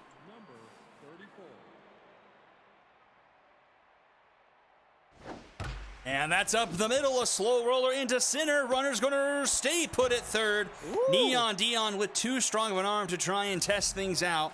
And the bases are loaded for Phil Bartco Jr. Cade Six in a jam here, but still locked in. Popped up. This could be an out that they desperately needed. And Brutus Banger makes the catch in foul territory, 2 away. And here is Gene Dream. Grand slams for the Lumberjacks tend to be their way of going as of late. 1-1. 2-1. Fouled back, 2-2. And that's a base hit. That one's through, and that one's going to score a run. Oh, another one's trying to score. The throw is going to be in plenty of time. But the Lumberjacks take a 1-0 lead. But they get gunned at home trying to make it 2. And for the first time tonight, the away team has plated the first run. The team that has scored first today has won. Bad news for the Gauchos. Let's see if they can turn their fate around here. I will point out, they left the bases fully loaded there. So that may come back to bite. Grounded a Brainstorm. 1 away. Still lots of baseball to be played here. Brutus Banger to the plate. He had himself a series against the wrong fielders. Had 3 home runs in games 2 and 3 combined. A big part of that offensive awakening for the Gauchos that got him here. But he strikes out there, 2 away. And that brings up Athena Hex.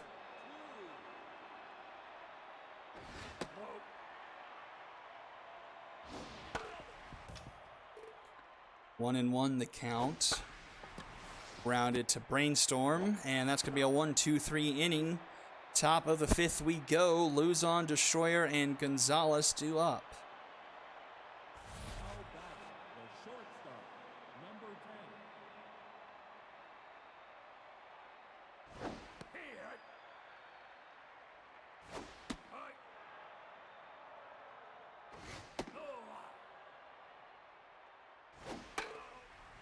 10. 2-2 to Chris Luzon.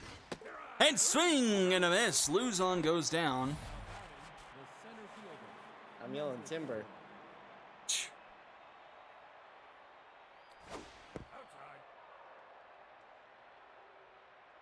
Mr. Worldwide. God. You know, he's coming here to Columbia. I didn't know he was still relevant. Oh, are you kidding me? Pitbull is everywhere. He's coming here to Columbia. I mean, that kind of tells you his relevance if he's coming to play Columbia. Although Post Malone is actually coming to Columbia as well. What kind of fake name could we give someone in the SSBL? Senor El Globo or something?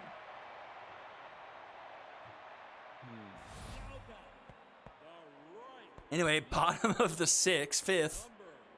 Kojam locked in. 6, 7, 8 do it for the Gauchos. That one's a well-hit ball. That's over the head of Luzon, and Colin's aboard with a leadoff single. Dr. Globetrotter. And that's to basketball. Harlem. Harlem Globetrotter.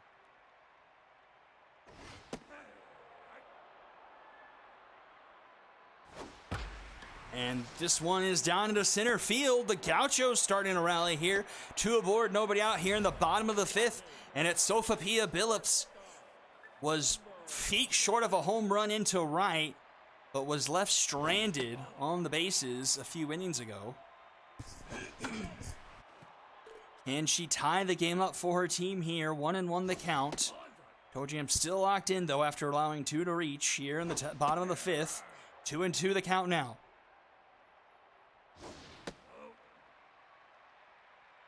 Full count to Billups. That one's hit. That one's into left field. Runner's going to round third, head for home. The weak arm of Gonzalez is in time! Oh my God! A full complement of outfield assists, and it remains 1-0. Noodle arm Gonzalez with enough mustard on that one, and Luzon to Brainstorm. Can't turn 2, but there's runners on the corners, 2 away now for Miranda Biscuit. That was incredible. Runner is going. The throw from Tygo not in time, and both runners in scoring position now. And a 2-0 count for Biscuit. 3-0. And that is a walk to load the bases and bring up Samir Tailwind. number 26. How is Toe Jam still locked in? I would be too after that throw from left, just seeing it. 1-2 the count to Tailwind. Surprised the entire team isn't amped up. Tailwind battling here, trying to tie this game up, and he'll do more than that. He puts it in the gap. It's going to go to the wall. That will clear the bases, and the Gauchos take a 3-1 lead. A 3-run triple for Samir Tailwind, and the Gauchos have life. Number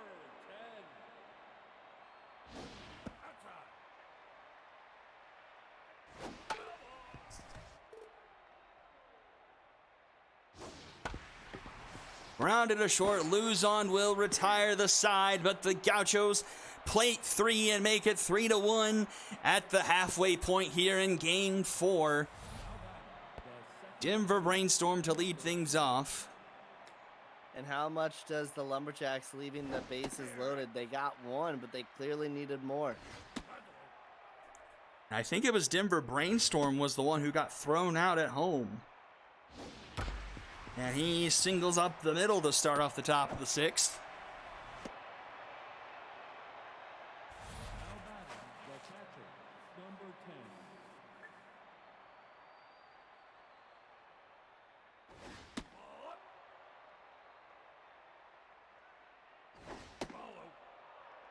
2-0. 3-0 to a tense 0-for-2 Tank Tygo. That's a 4-pitch walk, and Danger right back the other direction. 2 men aboard now for the Lumberjacks, and here is Wreck Dreams. Cade 6, though, still staying locked in. Swing and a miss from Wreck Dreams, 0-1. Fouled back, 0-2. That one's a grounder to Billups. Billups goes to second for 1. Watt to first. Dragons special, a huge double play. And a nice feat, too, as Wreck Dream still has some good speed for his age. And this one popped up by the catcher and caught by Hex for out number 3. The Lumberjacks go from 2 on, nobody out, to 3 outs, nobody scoring, and it remains a 3-1 game going into the bottom of the 6th. And that will do it for Toe Jam. In comes Pete Nokia in relief.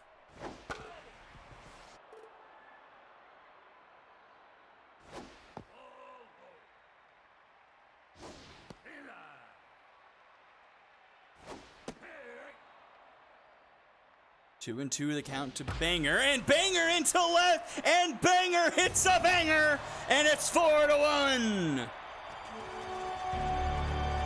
Gauchos won a game 3. They will not be stopped. And Banger has hit a home run in 3 of his last 4 games now. And Pete Nokia right off the bat tense has allowed both batters to reach now.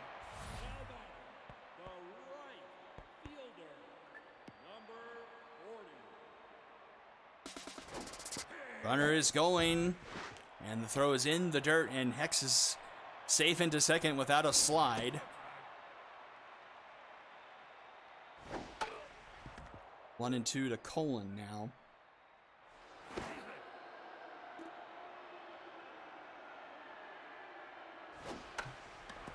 Grounder to third. Callens with the backhand.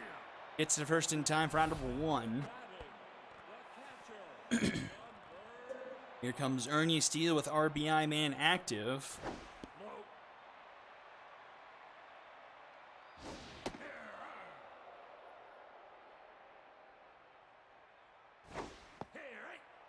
One and two the count.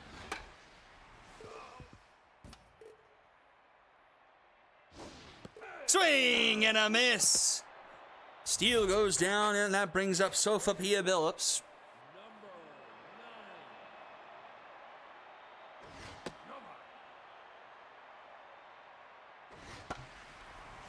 Hopped up, foul territory. This might be playable.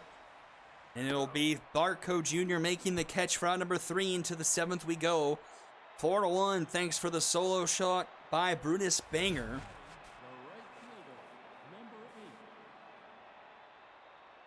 And at this point, the Gauchos bats are doing what the Gauchos pitching have needed, which is just to put up something. Yeah, just more than 0. But Phil Barco laces one into the gap. That's going to be extra bases for the captain. And a bad play by Dion. But Barco not the man he once was, and that's only going to be a double for him. What's that supposed to mean? That's a triple for a younger man. Maybe even an inside a park home run. Honestly, that's ageist of you, and you need to apologize to Phil Barco Jr. right now. Gene Dream pops it up. Round number 1. And that brings up Chris Luzon.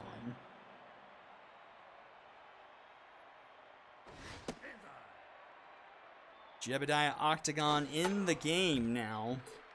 In relief of Cade 6. Fouled off. 1-2 to Luzon. Swing and a miss. Luzon goes down. And that will bring up number 9 hitter Kodiak Destroyer. Former Moonshot.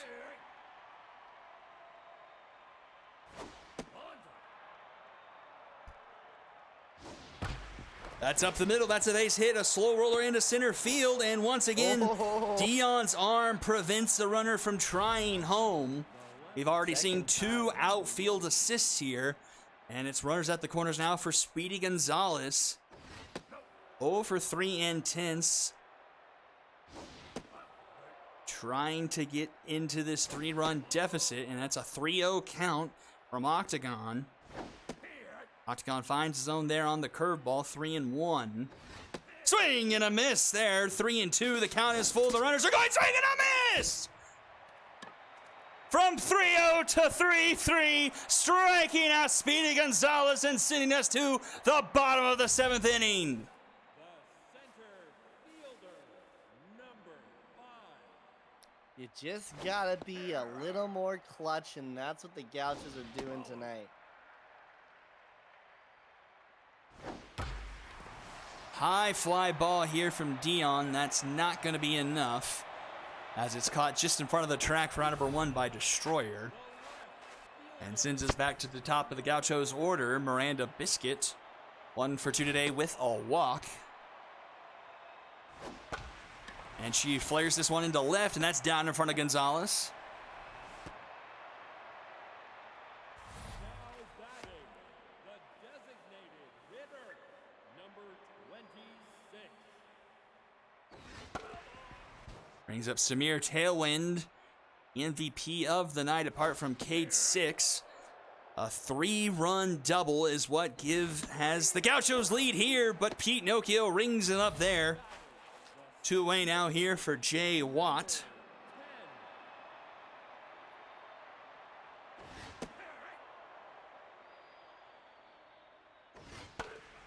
Now back 0-2. Tough out activated for Watt.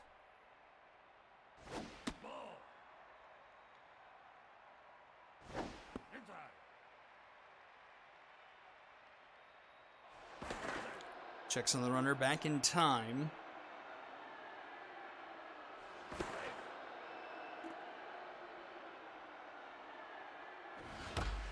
That one's into center. Tracking that one is Destroyer, and he makes the catch for out number 3.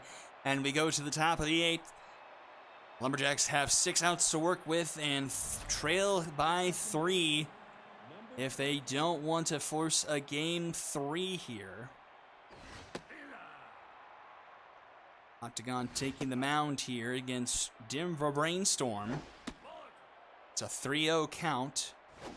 And Brainstorm will be blocked on 4 pitches. Brings up a tense Tank Tygo, 0 for 2 today with a walk. Finds the zone on the first pitch. Runs inside, 1-1. This is 2-1. 3-1. Fouls off a borderline pitch, makes it a full count. Dribbler to Hex, this could be 2. Hex to Watt. Watt to Banger for a Dragon special.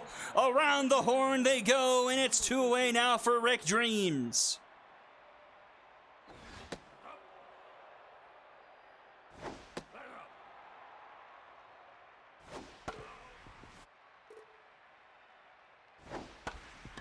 And Dreams will single that one up the middle, base hit for him.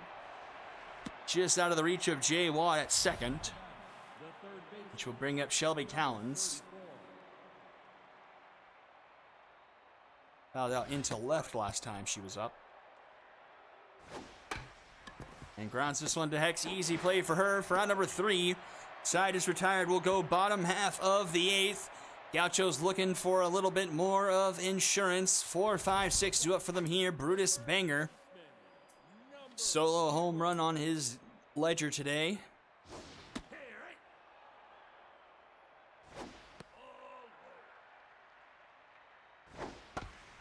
Right to the 3rd, Callens. In time for out number 1.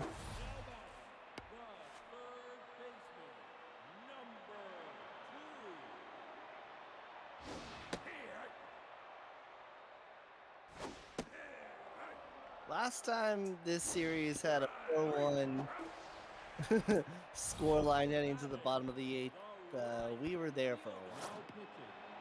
And that will do it for Pete Nocchio. Steel Flex will come in for the last out of the 8th.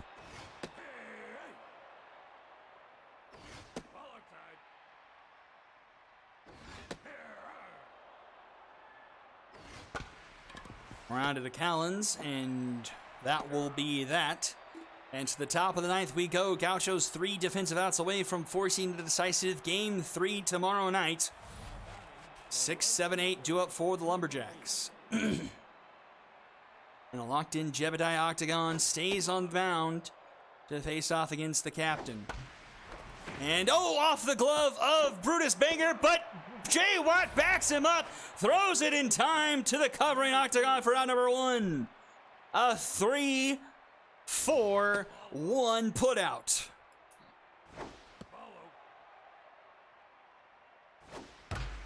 And a grounder to Jay Watt. This will be 2 away now.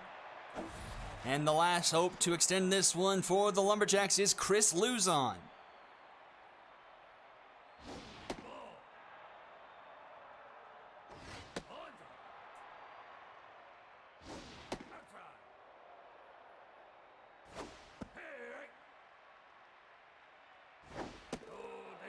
And the game will extend here as Luzon draws a walk to bring up Kodiak Destroyer. And Octagon will get pulled in favor of Ashley Weber.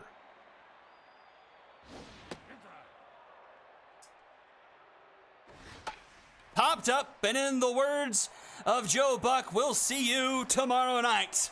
The divisional round is not over yet as the Gauchos force a Game 3 with a 4-1 win over the Lumberjacks. Exactly what the Gauchos needed to get that mindset back. They did not have it easy in the wild card round. And, in the wild card round, they lost the first game and then proceeded to win the next 2. And they put themselves in a position to do just that. And all we know for sure is that one of these teams are going to be facing the Retrievers next week. And honestly, these teams are just so close at times. It's going to be so hard to determine it. But it's going to be really, really interesting to see what happens tomorrow. And it was indeed a home sweep tonight.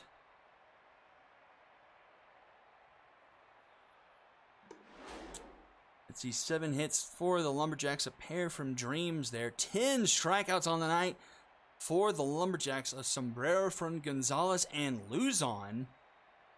Also 10 strikeouts for the Gauchos, but much more spread out. 9 hits. Pair from Biscuit, a home run from Banger, and 2 hits from Sophia Billups. Loss goes to Toe Jam, 3 earned through 5, 7 strikeouts, a walk, and 6 hits. Snokio pegged with a run through 2 2/3, and Steel Flex with an out. Win goes to 6 and earned through 6 innings, 8 strikeouts. Octagon goes 2 2/3, and Weber gets a 1-out save. I guess it was a 3-run game, I guess. MVPs of the game, Cade 6, Samir Tailwind, and Brutus Banger. And that will do it for tonight, gentlemen. We force a Day 3, Wildcats and Unicorns and Gauchos Lumberjacks to punch the last 2 tickets to the conference championships. And that will do it for me. Fizek on the call tomorrow. Believe he will be joined by No Hummus. Think that's the plan for tomorrow. And I will... Any final thoughts, Fizek? We are in for a treat tomorrow. It sucks to not be in it, but I know that we're going to get some great, great action tomorrow. And you know what? By the end of the day tomorrow, we could have no 1 or 2 seeds in the conference finals. Well, that's going to do it for tonight, everyone. Thank you all for tuning in, and be sure to tune in tomorrow, a little bit earlier of a start, I believe, 5 o'clock Central Time on that. So be sure to be tuned in for the conclusion of the divisional round. And this is Chicken Sandwich signing off, everyone. Have a good night, and I'll see you all next time.